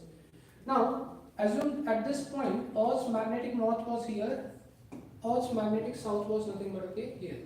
Clear? So this rocks will have a magnetic north where here, magnetic south over here. This rocks will now have okay magnetic north and magnetic south over here. Fine. So the rocks that are equidistant from the origin will always have what? Will always have a same polarity. That is what we have written. they will have same polarity which are equidistant from each other. Clear? Any doubt regarding this one? Now let's say after few thousand years, another eruption is something that is okay happening. Clear? Now when this eruption will happen, another eruption when will happen? When this will try to move towards what? This will try to move to the other side. Okay, then eruption will happen, because then we discuss diverging boundary. Eruption will happen when you see nothing but okay rocks moving aside, space will be created. Then what will happen? Eruption will happen. Clear? So now what is happening is okay. What is happening is you will see shifting of these rocks. You will see shifting of nothing but okay these rocks. So I will make another diagram. Now this okay, you assume another diagram. Now this both rocks has now shifted. This both rocks has now shifted. Now what is happening? Volcanic eruption is now happening over here, and this volcanic eruption is now creating what? Now creating a new type of rocks. It is now creating which type of rock? A new type of rocks. Okay, that is okay. Clear? So these original rocks has now shifted. Space is created. This has led to creation of which type of rock? A new type of rock. That is okay there. Clear? Now what is polarity of this rock? What was polarity of this rocks? So we discussed this rocks has a polarity of like this, north and south, because Earth's polarity was like this. Clear? But when this rock has originated, Earth's polarity has now reversed. Now this has become south, this has become north. So what will happen to this one? What will happen to this one? So this becomes okay south, this becomes south, this becomes north. Now here the iron will align in different direction. Here the iron will align in different direction. So that is what we have written. Rock adjacent will have different polarity. So these are adjacent rock. Okay, these are the adjacent rock. They will have what? They will have different polarity. It has north south over here. It has alternate. Okay, you can see north over here, south over here, south over here. So rock adjacent will have okay what? Different polarity, and rock that are equidistant. Rock that are equidistant will have same polarity. Now consider this rock and this rock. They are equidistant from the origin. So they have what? They have same polarity. Consider this rock and this rock. They are equidistant. So they will have okay what? They will have nothing but okay same polarity. So that is what third point is saying. Rock adjacent will have different polarity, but rocks on the other side. This is on one side. This is on other side. Rocks on the other side equidistant from the volcanic eruption zone. Equidistant from the volcanic eruption zone will have a same polarity. Clear? Any doubt regarding this one? So this is okay another information that you are deriving from what? Paleomagnetism theory. Clear? Any doubt regarding this one? So three information you are deriving from paleomagnetism theory. The first information is what? How the iron is aligned, how the polarity of iron is aligned. That information you are deriving. Based on this information, you are finding Earth's magnetic north and Earth's magnetic south, and how it has reversed over a period of time. That information you are deriving. Third thing, adjacent rocks will have different polarity, but okay, rock equidistance will have what? Same polarity. This information you are deriving. So these are the three information you are deriving from what? From the paleomagnetism theory. Fine. Any doubt regarding this particular thing?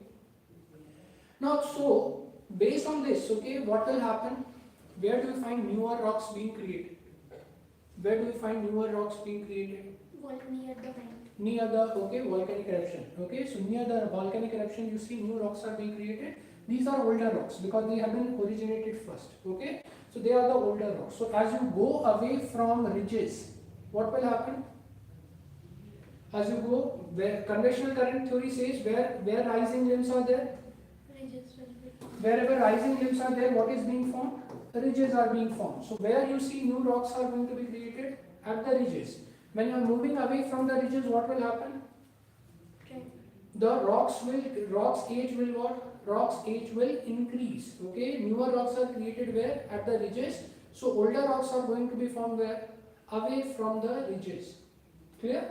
Any doubt? So here rocks will move. No, when rocks are moving, it becomes older. These are the older rocks, and new eruption is creating. These are the what? These are the newer rocks. These are what? Older rocks. Fine. So older rocks where you are finding? Away from the ridges. Newer rocks where you are finding? Near the ridges. Fine. Any doubt regarding this particular thing? So that information also also you are deriving. That information also you are deriving.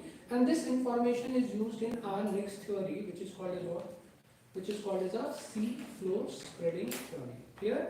So next theory says what? Sea floor spreading theory. Clear? In now regarding this one. So what is paleomagnetism theory? Simple term. How do we describe? We are trying to study the magnetic properties of rocks. Clear? And always iron which is coming out in the form of volcanic eruption will always trying to align itself in which direction? North, south, Earth's magnetic north and Earth's magnetic south. Since Earth's magnetic north and magnetic south is constantly changing, polarity of rocks will also change. And that's why these information we are getting from which theory? These information we are getting from paleomagnetism theory. Fine. Now you have any doubt? Anyone have any doubt regarding this one? Paleomagnetism? Fine. So now we are moving to the next theory, which is called as a sea floor spreading theory.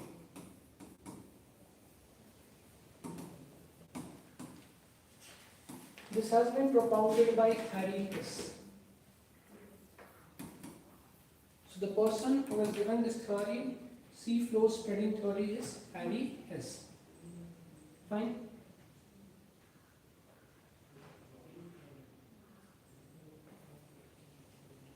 Clear? Now it is just combining the information given from previous theories. Okay, it is combining the information given from previous theory. What are the previous theory we have discussed? Convectional current theory and sea floor spreading theory. Because these are the convectional current theory and paleomagnetism. Because continental drift theory has been discarded. Okay, this has been discarded. So what you are getting is the next two theory, that is, it is combining is what? Convectional current theory and paleomagnetism theory. So sea floor, okay, spreading theory, whatever the information we are getting from convectional current theory and paleomagnetism theory have been combined by who? Have been combined by Hess, and he has propounded which theory? Sea floor spreading theory. Clear? So he says that sea floor is what? Sea floor. This is a sea floor. This sea floor is spreading. This sea floor is spreading. This is spreading. Okay, so that is what sea floor spreading theory is talking about. Why it is spreading? Why it is spreading? Because of convectional current. Convectional current are okay where? In which region? Mantle region. Okay, convectional current are generated in which region? Mantle region. And as we discussed, what convection current says, wherever rising limbs are there, then what will happen? Ridges are going to be formed. Okay, so wherever rising limbs are there, ridges are going to be formed. This is what convectional current theory is talking about. Clear? So it is talking about ridges are being formed. Clear? But what paleomagnetism theory says, that as it move away, rocks will have what? Different polarity. Rocks will have different polarity, and also age of rocks will what? Age of rocks will increase. These are older rocks, these are nothing but okay, newer rocks. Okay, so that is what information also we are deriving from where? From the paleomagnetism theory. So that is why okay, the sea floor spreading is combining this information. It says that because of the convectional current, what is happening? You see, new crusts are being formed. New oceanic crusts are being formed. New oceanic crusts are being formed. Where it is being formed? Wherever ridges are there. So wherever new oceanic crusts are being formed, ridges are being there. Okay, so because of because of convectional current theory, what will happen? You'll see what? You'll see nothing but okay, the volcanic eruption will be there. Because of convectional current, what will happen? Volcanic eruption will be there. This volcanic eruption will create which type of crust? New oceanic crust. This new oceanic crust will be created where? At the ridges. Okay, so as you move away from the ridges towards where? Towards the trenches. As you move away from where to where? From the ridges towards nothing but okay, trenches. So this part is where trenches you will find. The age of the rocks is going to be what? Age of the rocks is going to increase. As you move away from ridges towards trenches, what will happen to the age of rocks? It is going to increase because new crusts are formed where? New crusts are formed where? At the ridges. So older crust where it will move? Older crust where it will move? Older crust where it will move? It will move towards something but okay, ridges. So older crust is going to older crust is okay going to move where? Towards trenches. It is going to move towards something but okay, what? Trenches. Clear? Any doubt regarding this particular thing? So what is seafloor spreading theory saying? What is seafloor spreading theory saying? That convectional current is generated where? In the mantle region. This convectional current creates which type of crust? New oceanic crust. Okay, this convectional current create which type of crust? New oceanic crust. This new oceanic crust will be formed where? At the ridges, because at the ridges volcanic eruptions are happening. So this new oceanic crust is going to be formed where? At the ridges. So what will happen to the older crust, which was earlier here? New crust will be created when? When older crust will move, then only space will be created, and what will happen? New crust will be nothing but okay generated. So where older crust is going? Older crust is moving towards where? Towards nothing but okay, trenches. When older crust will move, then only what will happen? New crust will be nothing but okay, created. So always newer crust are created where? At the ridges, and older crust will okay move where? Towards nothing but okay, trenches. Clear? Any doubt regarding this one? So this is what seafloor spreading theory is talking about. So seafloor spreading theory says that seafloor is spreading. Why it is spreading? Because new crusts are being created. New crusts are created where? At the ridges. So at the ridges what will happen? You will find newer rocks, and older crust where it will shift? Older crust will shift near nothing but okay, trenches. Okay, that is okay there. So as you move from ridges towards trenches, what will happen? Age of rocks will increase. As you move from ridges towards trenches, what will happen? Age of rocks will increase. Clear? Any doubt regarding this particular thing? So this is what seafloor spreading theory is talking about. It is combining what? Combining the information given from paleomagnetism theory and convectional current theories, and it says that wherever okay what? Wherever nothing but okay convectional current are happening, rising winds are happening, there you will see formation of what? There you will see formation of new oceanic crust. This new oceanic crust will always be found where? Near the ridges, and older crust will nothing but okay shift, and older crust will shift towards what? Trenches, and that's why age of the rocks will increase from where to where? From nothing but okay ridges towards trenches. Fine? Any doubt regarding this particular thing? Then the older crust will subtract, sir. Yeah, this will subtract. Okay, so this will subtract, and Again the process will. again see. If new, we are saying seafloor spreading. Seafloor spreading means what? Like you are seeing, this is okay, now moving. This is spreading. Clear? Now, you know that Earth's volume is what? Earth's volume is what? Constant. Earth is not okay becoming bigger. It is not becoming smaller also. Earth volume is what? Constant. So if one side is spreading is happening, then other side what will happen? Contraction will happen, then only what will happen? Volume will remain same. Otherwise, okay, what will happen? Volume will not remain same. If only expansion happens, spreading happens, then what will happen? Earth volume will increase. Clear? But Earth volume is constant. It is not increasing. So at one side, if expansion is happening, other side what will happen? Contraction need to happen, then only what will happen? Okay, the things will remain same. Clear? So that's why we have a which type of boundary? Divergent boundary and convergent boundary. So at one side divergent is happening, other side what is happening? Convergence is something that is okay happening. Clear? But seafloor spreading theory is not talking about convergence. Okay, they are not talking about convergence. They are only talking about that. Okay, seafloor is what? Seafloor is something that is okay diverting, and okay, seafloor is something that is diverging, and because of this divergence, what will happen? New crusts are going to be created. This new crust will be created where? At the ridges, and older crust will shift towards where? Towards something but okay trenches, and that's why when you move from ridges towards trenches, what will happen? Age of the rocks will what? Age of the rocks will increase. Clear? Any doubt regarding this particular thing? So that's why you may get a question like this in the examination.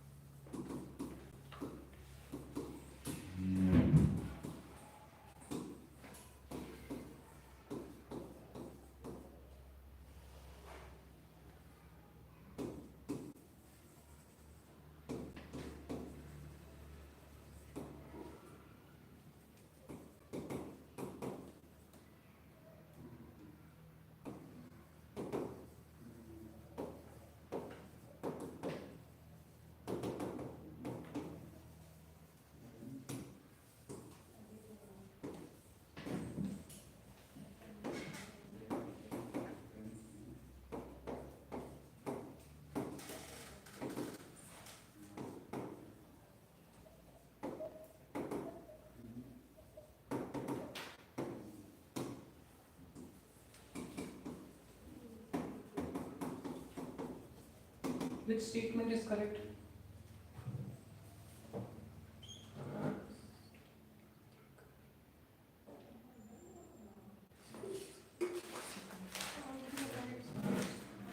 Also correct. Anyone else?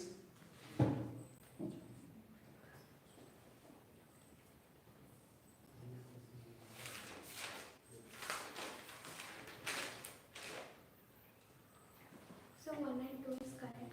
1 and 2 is correct. Okay. 2 is correct. Okay.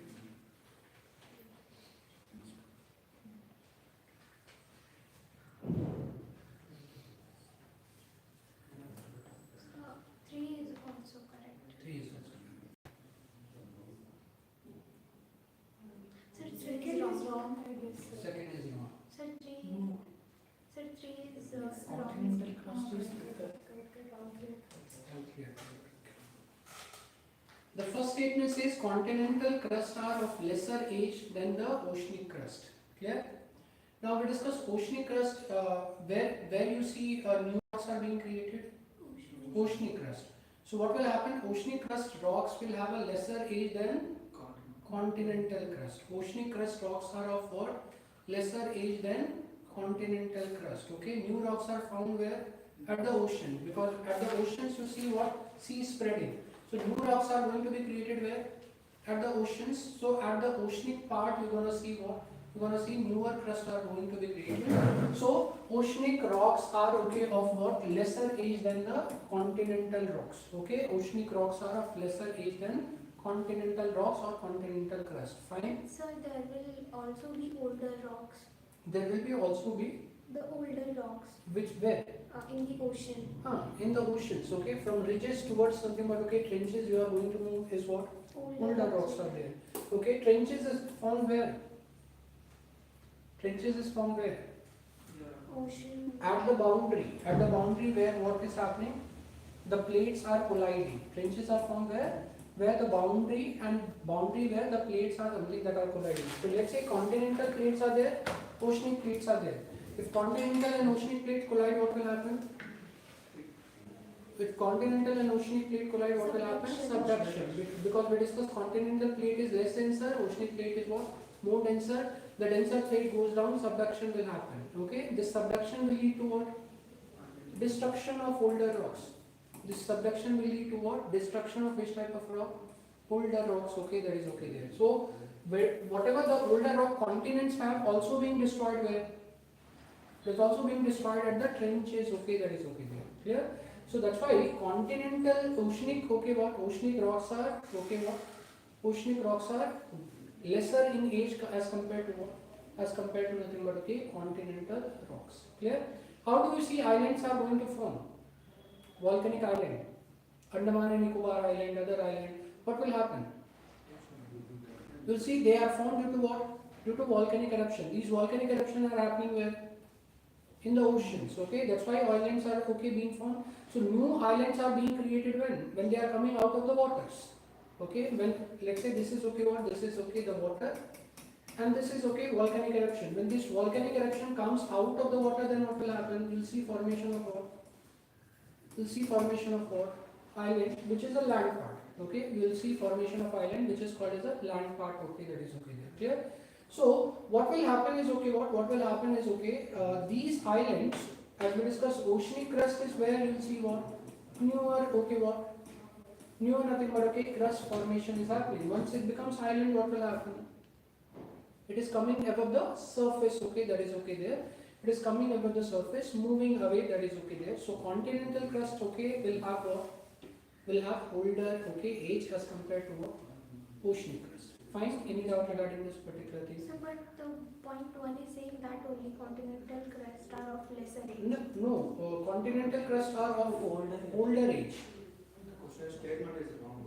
Older age. Continental crust are older age. Where new crusts are being formed? New crusts are formed where? At the ridges. Ridges means what? Oceans. Okay. So which crust is going to be more? Ocean. Oceanic crust. Okay. So oceanic crust are of lesser age than what? Continental crust. Okay. Fine. Any doubt regarding So that? that only I thought that lesser is older. Yeah. So oceanic crust are okay what? They are of lesser age than continental crust. That you have to keep in mind. Fine. So that's why first is what? Wrong statement. Second, continental crust are thicker but less denser than the oceanic crust. Yes, okay. We discuss oceanic crust are more denser and continental crust are less denser. Continental crust are more thicker, oceanic crust are less thicker. Clear? So that part we have discussed. Third thing, the age of oceanic rock found in the middle of the Atlantic Ocean are of older age. As we discussed, remember we talked about mid-Atlantic ridges. Atlantic Ocean is diverging, and because of this, what is happening? Ridges are being created. So yes, when ridges are going to be created, what will happen? The age of rocks found in the middle of Atlantic Ocean are of which type of age? Older or newer? Newer. They are going to be of which age? Older or newer? They are going to be of newer. Okay, so what will happen when this is diverging? What will happen? You see, newer rocks are going to be not created, no? So here what will happen? In the middle of the ocean, what will you find? You will find newer rocks being found at the margins. At the margins, you are going to find which type of rocks? Older rocks. Okay, that is okay there. Clear? Any doubt regarding this one? So that's why third statement is what? Third statement is also wrong statement. Clear? So only statement that is correct here is what? Second statement. Only statement that is correct here is the second statement. Clear? So as we discussed, Atlantic Oceans are diverging. So in the middle ocean, what will happen? Eruption will happen. When eruption will happen, ridges are going to be formed. So at the ridges, which type of rocks you are finding? Newer rocks. Okay. So rock of lesser age are going to be found what? At the middle, and rocks of older age are going to be found where? At the margins. Clear? So just keep this in mind that always the rocks of older age are going to be found where? Margins. At the margins, at the plate margins. Rocks of older age are always going to be found at the margins. Rocks of newer age are always going to be found where? In the middle, where eruptions are something that are going to happen. Clear? Any doubt regarding this particular thing? So these are okay. What? These are the type of questions you can get in the case of examination. Fine. Any doubt regarding this particular thing? So far we have covered 4 theories. The first is continental drift theory. The second is what? Convectional current theory. The third is paleomagnetism theory, and the fourth is what? Sea floor spreading theory. So continental drift theory talks about Pangea, then formation of what? 7 continent. We discuss convectional current theory says what? That there is a convectional current in the mantle, and wherever rising limbs are there, ridges are going to be formed, and wherever falling limbs are there, trenches are going to be formed. This is what talked about. This has been talked by the convectional current theory. Clear? What is paleomagnetism theory saying? That we are trying to study the polarity of what? Polarity of rocks. Polarity of rocks, and based on that, we are finding that the newer, rocks of newer polarity are being created where? Near the ridges, and rocks of older polarity are created where? Away from the ridges. Away from the ridges. This also indicates that Earth's magnetic field keeps on changing. Earth's magnetic field keeps on changing. Keeps on changing. So this is what information you are deriving from nothing but paleomagnetism theory. Clear? The last you are finding is which theory? Sea floor spreading theory. What it says? That newer oceanic crust are created at the ridges. Why it is being created? Due to convectional current. Due to which type of current? Convectional current. And older oceanic crust, they are shifting towards what? They are shifting towards something what? Okay, trenches. That's why age of rocks will increase from where to where? From ridges towards something what? Okay, trenches. Age of rocks will increase from ridges towards trenches.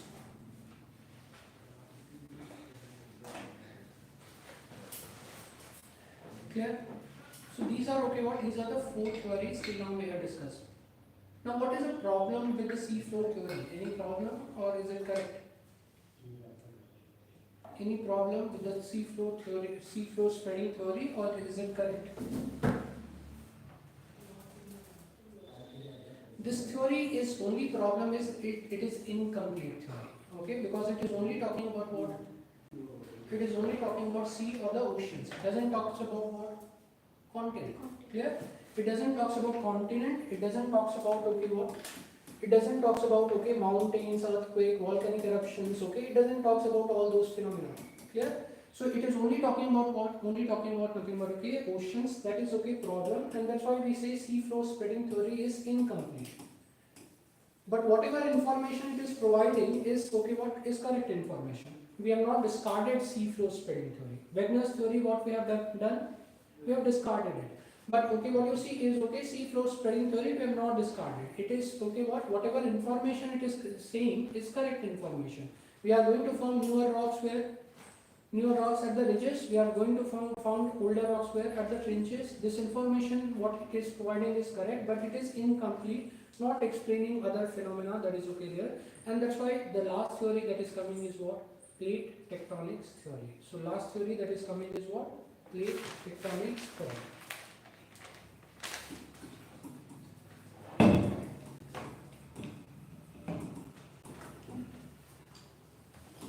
Plate tectonics theory.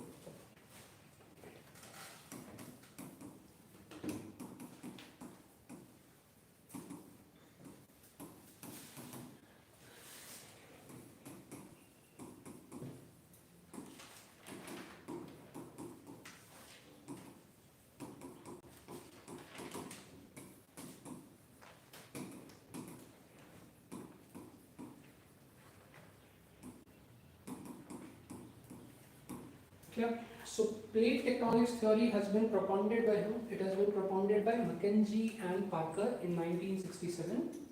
And what you are finding is it has been outlined by Morgan in 1968. Clear? So this theory, like we discussed, who propounded the continental drift theory? Alfred Wegener. Who propounded convectional current theory? Convectional current theory is Arthur Holmes. Clear? Sea floor spreading theory is propounded by Harry Hess. So who has propounded the okay plate tectonics theory? It is Mackenzie and Parker. Later on, this theory was outlined, written, and other things were done by the Morgan. So these information you keep in mind with regard to from plate tectonics. Clear? Now the plate tectonics theory consists of two terms. One is plate, and another is called as a tectonics. Last class we discussed the term tectonics. What was tectonic? What is the term tectonic means? Movement of what? Plates. Any other thing? Study of? Yes. Okay. We discussed tectonic is all about study of forces and processes. It is all about study of forces and processes taking place below the surface of Earth. Okay. So tectonics is all about what? Study of forces and processes taking place below the surface of Earth. Forces are what? Like we discussed, forces means convectional current, which is responsible for movement, and processes are what? Like folding, faulting, all those processes we have discussed. So those things is called as what? Those things is called as a tectonics. Okay, so tectonics is all about what? It is the study of forces and processes. Forces means okay the convectional current, and processes means what? Folding, faulting, and other aspect. Clear? Any doubt regarding this one? And what is plates? What is plates? So we discussed lithosphere is consisting of what? Lithosphere is consisting of solid block, and this solid block is what? Divided into many plates. It is not a continuous block. It is divided into what? Many plates, and they are called as what? Major plates and minor plates. So this part we have discussed with regard to plates. What is plate? Plates is nothing but okay your lithospheric block, which is a solid block that is okay there, and this plate is moving over which layer? Asthenosphere. This plate is moving over asthenosphere. So this information you are getting from what? This information you are getting from plate and tectonics. Clear? So those two terms you keep in mind. What is plate? Plate is nothing but okay solid block, lithospheric block, but it is not a continuous block. It is broken down into many parts, and that's why we have a major plate and we have nothing but okay minor plates. On the other side, you will also have what? You will also have the term tectonics. Tectonics means it is a study of forces and processes. Forces are like convectional current and etc. Processes like folding, faulting, and other processes which are taking place below the surface of Earth. So this is what plate tectonics is talking about. Clear? Any doubt regarding this particular thing? Just give me a minute.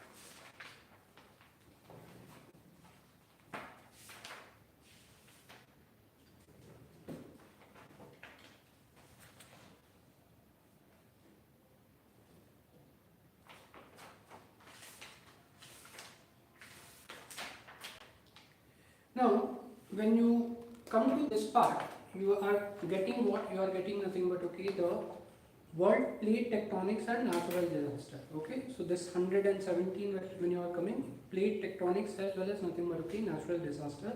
So now here you can see regarding the plates. Here you can see nothing but okay extension of the plates. Here. So when we are talking about African plates, okay, when we are talking about this is okay which plate? African plate. Now African plate also have certain minor plate. Here you can find Arabian plate, here you can find Somalian plates, okay. So it also have certain minor plates, okay, that is okay there. And you see this is an extension of nothing but okay plates, okay. This is nothing but okay extension of plates, okay, that is okay there, clear. So plates can okay contain both continental crust also and which type of crust? Oceanic crust also. You can see this is a Pacific plate, okay, that is okay there. North American plate. So North American plate is also made up of nothing but okay continental crust and oceanic crust, okay, that is okay there. Clear? So you can see the plates are not exactly like what?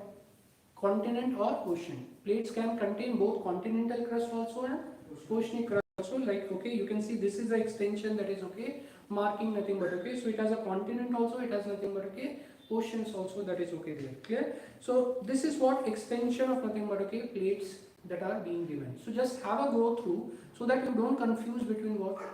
Continent as well as plate. Okay, when we are talking about North American continent, we are only talking about nothing but okay this much region. But when we are talking about plates, we are talking also about nothing but okay this region, okay, that is okay there. Clear? Any doubt regarding this particular thing? So just go through okay this concept of nothing but okay plates so that okay you can get an idea about okay how much is the extension of the plates, okay, that are there. Clear? Any doubt regarding this particular thing? So what are the okay major plates that we have? What are the major plates that we have? Like Pacific plate we talked about. You have what? North American plates, South American plates. You also have African plates. You also have Eurasian plates. Eurasian plates. You also have which plates? Antarctica. Yes, Antarctica plates. You also have African plate. African plates. You also have Indo-Australian plates. So Indo-Australian plates. So these are okay some of what? Some of the major plates okay that you are finding. Okay, so Pacific plate, North American plate, South American plate, Indo-Australian plates, Antarctica plates. Okay, so when we are talking about Indo-Australian plates, okay, Indian plates also include what? Australia. Indian plates also include Australia. Extension is nothing but okay till Australia. So that's why it is also referred as the Indo-Australian plates. Clear? Any doubt regarding this one? So these are okay what? These are nothing but okay examples of major plates. Okay. Then there are a lot of minor plates also. There are a lot of minor plates also, like Cocos plate, Nazca plates, Somalian plates, Somali plates, Arabian plates,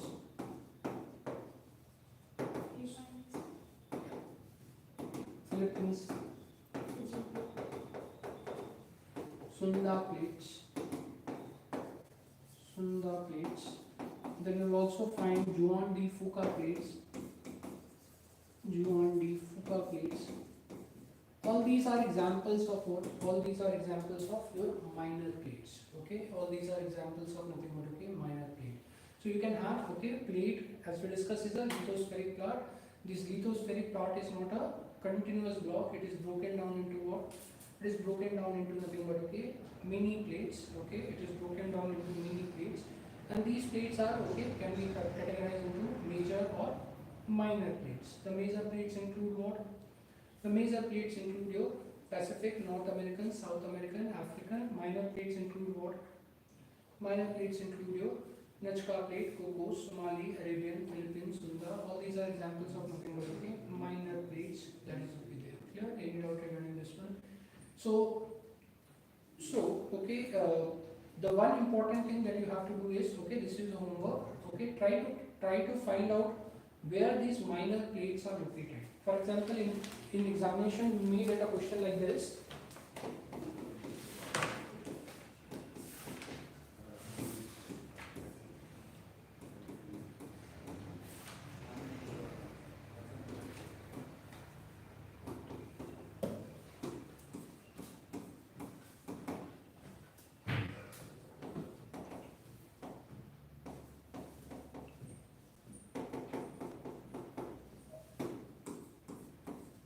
So Fujin is minor, sir. Yes, minor.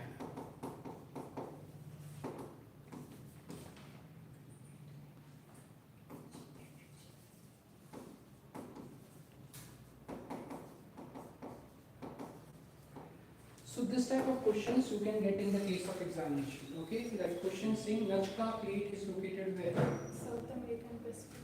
Yeah. Okay, so located between South America and Pacific plate. Okay, so that type of questions can be found in case of examination. Whether it is located between North American plate and Caribbean plate, South American Atlantic plate, South American Pacific plate, or Indian plate and African plate. So correct answer is what? It is located between South American and Pacific plate. Okay, so likewise minor plates. Okay, minor plate locations can be asked in case of examination. Because major plate you are aware about, but minor plate location where they are okay locating, that question can come in the case of examination. So just okay, what is your homework today? To find out okay these minor plates location where they are being located. Clear? Any doubt regarding this particular part? Finally, what is this plate technology, sir? What is the plate? Technology theory is about. Yeah, we are coming to the theory. Okay, so just now we are talking about the term plate and tectonics. Okay, we are just discussing these two terms. Okay. Any doubt regarding this one? So now, what this theory is saying,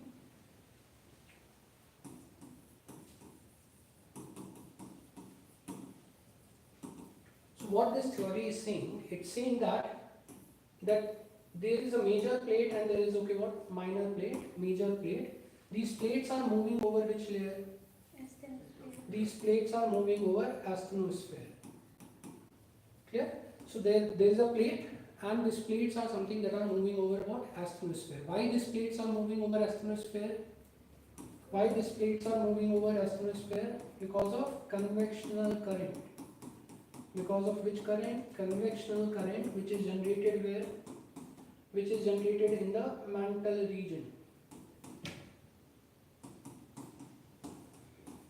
So it is generated in the mantle region. Clear? Any doubt regarding this particular thing? Now, wherever the limbs are diverging, what will happen to the plates? Plates will also diverge. Okay. So wherever limbs are diverging, what will happen to the plates? Plate will also diverge. Wherever limbs are converging, what will happen to the plates? They will also converge. Okay. So that is what okay the reason behind movement of nothing but okay plates. Clear? So plates are moving over asthenosphere and these plates are moving over asthenosphere. Why? Because of the convectional current generated in the mantle. So because of this convectional current, wherever the convectional currents are meeting, you will see plates will also come together. Wherever the convectional currents are diverging, plates will also nothing but okay diverge. Clear? So that's why three different type of boundaries are being created. And these boundaries are called as a convergent boundary.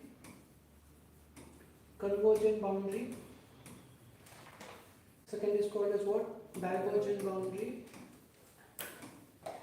And the third boundary that is okay is conservative boundary. So three types of boundaries are going to be created. Clear? So this is what plate tectonics is talking about. This is all plate tectonics theory. Clear? So plate tectonics, as we discussed, it is, you first understand the term plate and understand the term tectonics. Plate is what? Plate is a solid part which is moving over what? Which is moving over astrosphere. Plate is divided into major and minor plate. And because what these plates are moving due to certain forces. Which forces?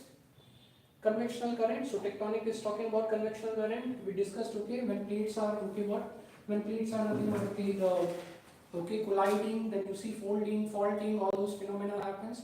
So that is what you are trying to study in the term tectonics, forces and processes that you try to study in terms tectonic. Clear? So what this plate tectonics theory is talking about, that there is a plate. The plates are something that are moving over what? A ductile layer called astrosphere. And what happens is wherever the plates, the convectional currents are converging, the plates will also converge. Wherever the convectional currents are diverging, plate will nothing but also diverge, and that's why it is going to create three different type of boundary: convergent boundary, divergent boundary, as well as nothing but conservative boundary. Fine. So convergent boundary is convergent boundary can be further categorized into three different types. This can be further categorized into three different types. That is oceanic convergence, oceanic plate convergence, oceanic continental plate convergence, and continental plate convergence. So that's why convergent boundary can be further classified into three different types, which is oceanic convergence, oceanic continent convergence, as well as continental convergence. So there can be three different type of conversion. So if oceanic plates are coming together, oceanic continental plate can come together, continental plate and continental plate can come together. Clear? Second is a divergent boundary. Just now we discussed, the sea floor spreading theory is saying what? Sea floor spreading theory is saying what? That sea floor is diverging. It is moving away. So divergent boundary is talking about which type of scenario? The sea floor moving away. That is what divergent boundary is something that is talking about. Clear? And the third type of boundary is called as a conservative boundary. Third type of boundary is called as a conservative boundary. Conservative boundary means what? Where the plates are something that are sliding past each other. So where the plates are something that are sliding past each other. So that type of boundary is going to be called as what? That type of boundary is going to be called as a conservative boundary. Clear? So that's why convergent boundary is also referred as which type of boundary?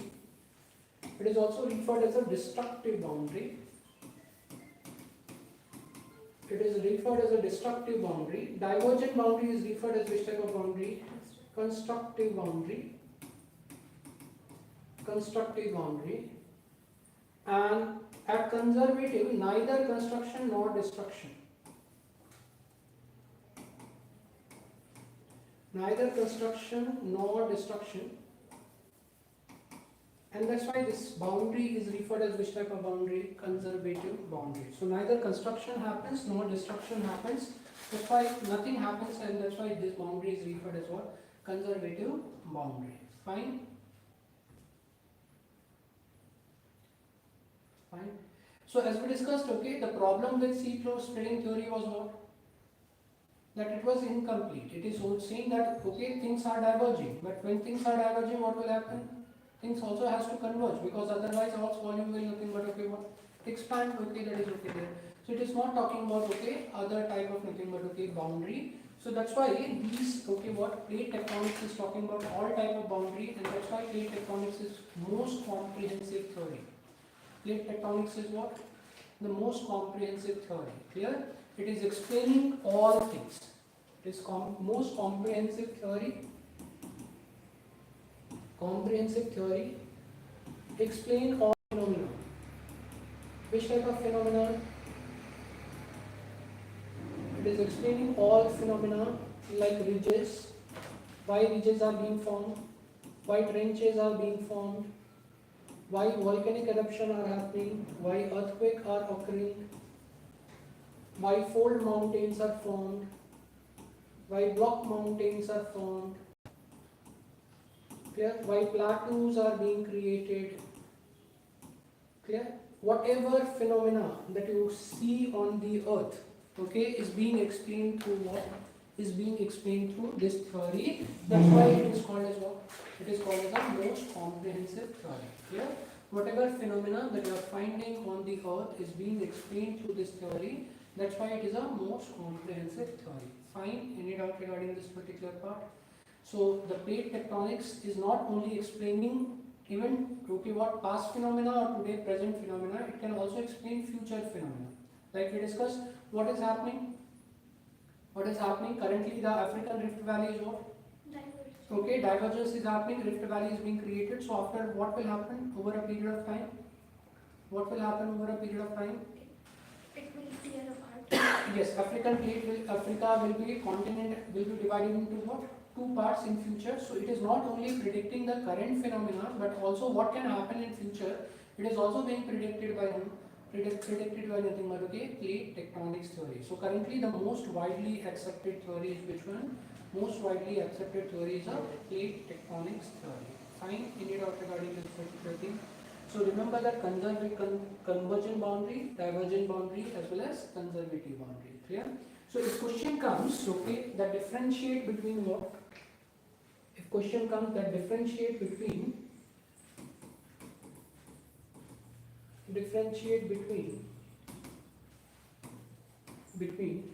continental drift theory, sea floor spreading theory, and okay, the third is what? Plate tectonic theory.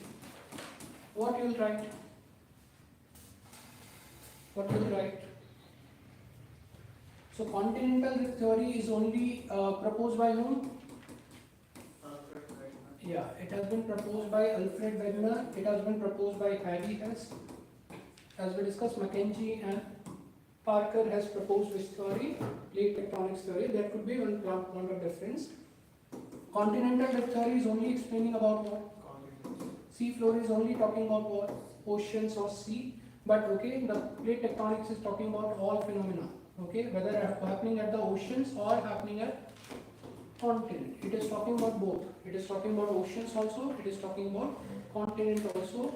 So it is as we discussed, it is explaining ridges, why ridges are formed, why trenches are formed. It is also explaining why plateaus are formed, why mountains are formed. So it is explaining all phenomena, whether happening at happening at nothing but oceans or happening at nothing but continent. What are the forces? Okay, the Wegener has used to explain his continental theory.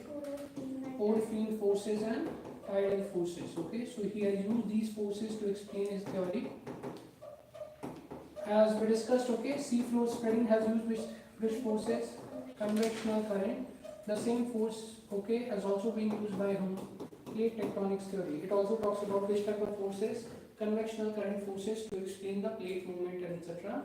So that is okay. Another type of nothing but differentiation that you have to keep in mind. We discussed currently continental theory has been what? It has been discarded.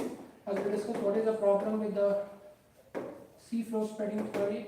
It is incomplete. We discussed most comprehensive. Explain all phenomena. You can write explain all phenomena, ridges, trenches, other formations, and etc. Everything is something that is explained through what? Explained through nothing but plate tectonics. Clear? Another important thing that you see is what? Another important thing that you see is the plate tectonics theory also talks about what? Concept of plates moving over which layer? Asthenosphere. Okay, the major concept is plate is moving over which layer? Plate is moving over asthenosphere, which is being talked about. Sea floor spreading theory is talking about what? Oceanic crust only. How oceanic crust are being formed? We discussed crust that are being formed at what? Ridges are the crust that are formed at the ridges are newer in age, and the crust that are formed at the trenches are older in age. So they are talking about crust. It is also talking about what? It is also talking about crust, not talking about plates. So this theory is talking about plates, while other are talking about nothing but crust. Okay, that is there. Clear? So those differences you can write to explain the differences between continental theory, sea floor spreading theory, as well as plate tectonics theory. Fine? Any doubt regarding this particular thing? So this type of questions you can get in the mains examination to differentiate between these theories, what are their outcome, what they are trying to state. So all these phenomena you can write in the case of examinations. Clear? Any doubt regarding this one? So Now we are coming in detail regarding plate tectonics. The first thing that we have is what? The first thing that we have is the convergent boundary. Convergent boundary. And as we discussed, okay, which two convergence? First we discussed convergent boundary can be divided into three types: oceanic, oceanic, oceanic continent, and continent, continent. So first we are taking up oceanic, oceanic convergence. Okay, we are taking up this type of convergence, which is oceanic, oceanic convergence. Fine. Now, what you have to keep in mind is what? Whenever, okay, the oceanic, oceanic plates will collide. So few things you remember. Whenever compression will happen, convergence will happen, what will happen? Folding. Either you can see, yes, folding can happen, then either you can see subduction can happen when two plates are colliding, either folding can happen, either what? Subduction can happen, or as we discussed, what can happen? Upthrusting can happen.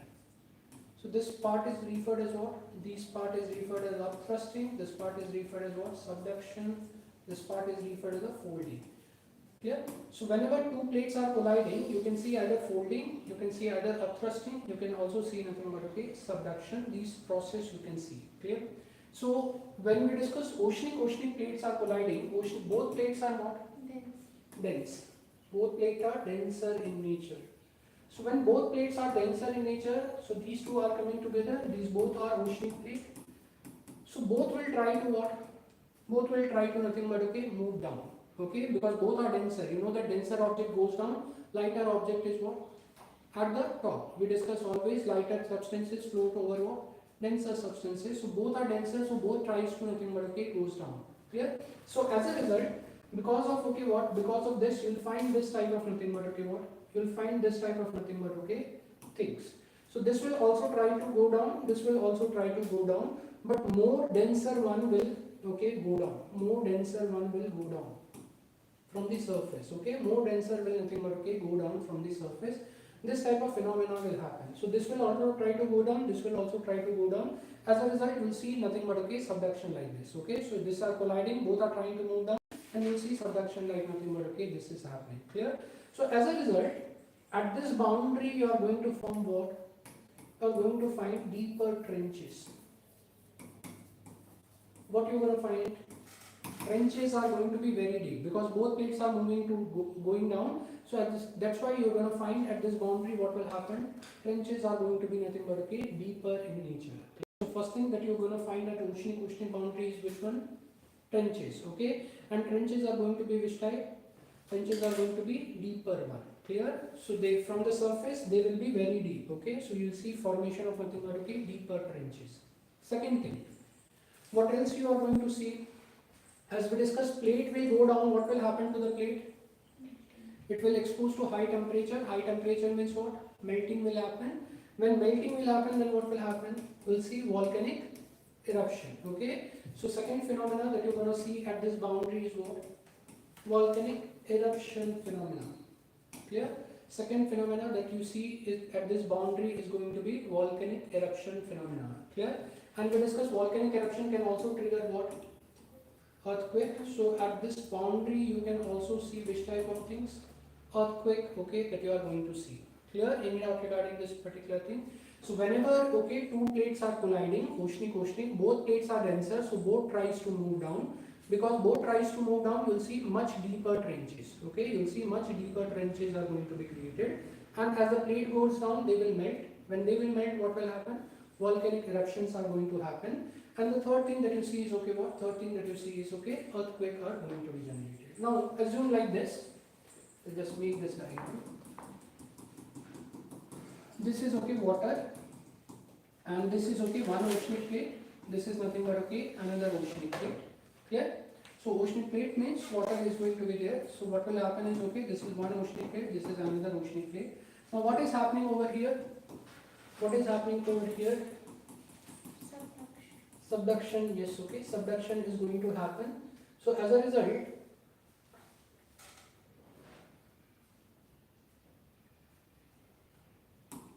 okay, you will find okay this plate going like this plate moving like this. So this plate moving like this plate moving like this. As a result, okay, you'll see what is formed. Deeper trenches are going to be what? Deeper trenches are going to be formed. As we discussed, this plate is going to melt. Why it is going to melt? Exposed to what? High temperature. So this deeper trenches are going to form, and as we discussed, this is okay melting because of high temperatures. So what is being formed? Volcanic eruption. So when volcanic eruption will happen, this will happen like this. Over a period of time, this volcanic eruption will lead to what? Will lead to material coming out onto the surface. When material will come out onto the surface, what will happen? We'll see formation of which type of island? Volcanic island, or this is also referred as what? This is also referred as a island arc. You can see formation of volcanic island, or you can see formation of what we call as a island arc. Okay, so that will also be formed where? That will also be formed at a convergent boundary. That will also form where? That will also form at a convergent boundary. So because the plate will melt, we'll see volcanic eruption. Over a period of time, this volcanic eruption come above the water. When they will come above the water, we'll see formation of which type? We'll see formation of nothing but a island arc, or what we call as a volcanic island. Clear? So these are the phenomena that you are going to see where Ocean. whenever there is a oceanic collision. So whenever there is a oceanic collision, deeper trenches are going to be there, volcanic eruption are going to be there, earthquake is going to be triggered, volcanic island are going to be formed, and island arc are going to be formed. These are nothing but what? These are nothing but phenomena you are going to observe at which boundary? Oceanic convergent boundary. Fine? Any doubt regarding this particular thing? So that's why in examination,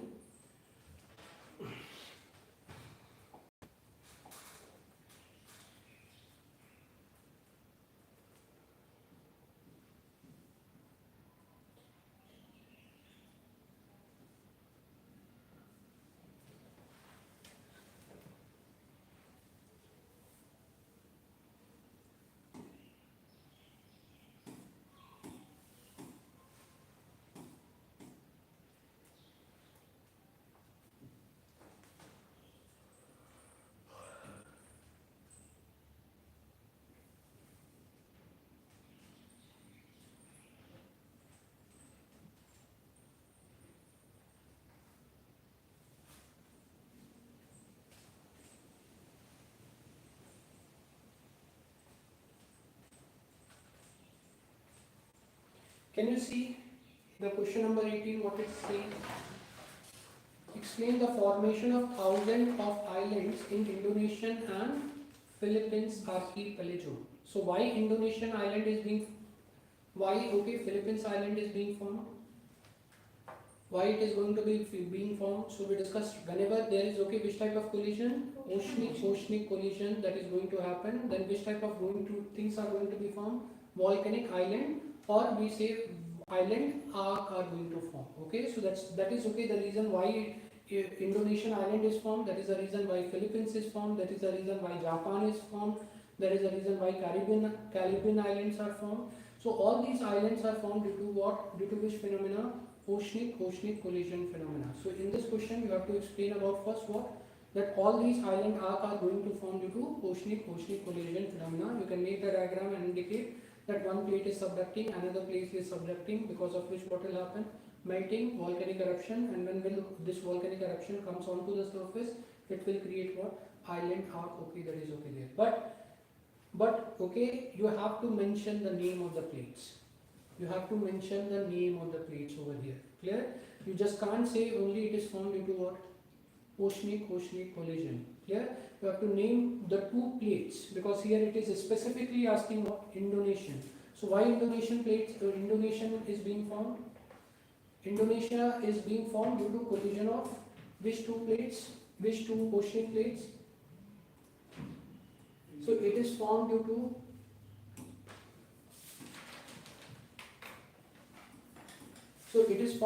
one plate is Sunda plate, which is a minor plate, and the second oceanic plate is what? Second oceanic plate is your Indo-Australian plate. As we discussed, Indo-Australian, some part is continent, some part is nothing but what? Some part is oceanic. So when these two plates are colliding, this is leading to which formation? Indonesian formation. And what is okay the reason of Philippines plate? So it is formed due to Philippines plate and Sunda plate collision.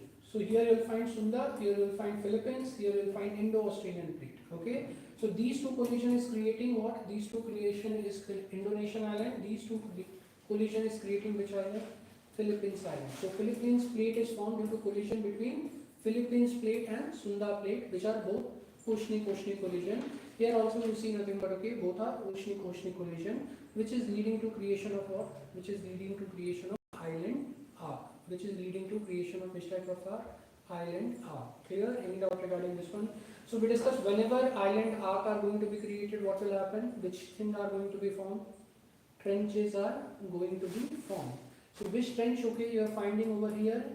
Java trench. Which trench okay you are finding over here is a Java trench. Okay, so in Indonesia you will find various islands. Okay, you will find various islands like Java Island, Sumatra Island. So you will find which trench over here, Java trench are being formed, and which okay trenches are going to be formed over here. We call it as a Philippines trench. Okay, we call it as a Philippines trench that is okay being formed over here. Clear? Any doubt regarding this one? So what is the reason behind formation of Indonesian and Philippines island? Oceanic collision. Which two plates are colliding? Sunda and Indo-Australian, which is leading to Indonesian plate, and Sunda and Philippines plate, which is leading to what? Philippines island. Clear? Any doubt regarding this particular thing? So trenches that are going to be formed is a Java trench. Trenches that is going to be formed is what? Philippines trench. These terms you have to mention while explaining what? While explaining the formations. Clear? Any doubt regarding this particular thing? So this is how the question has been asked related to plate tectonics in the examination. Clear? So remember, whenever there is oceanic collision, what will happen? Trenches are formed. Volcanic eruption, earthquake, volcanic island and island arc. Okay, those are things okay you are going to form when there is a oceanic collision. Fine. Rest will take up in the next class. Anybody having any doubt? Thank you. Thank you.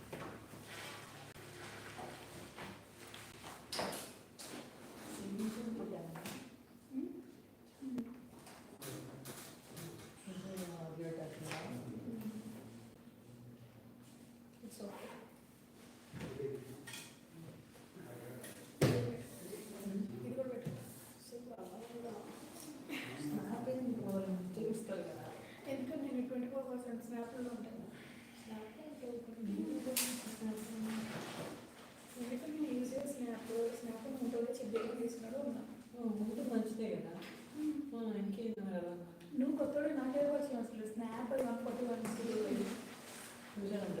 నేను అదే అనుకున్నాను.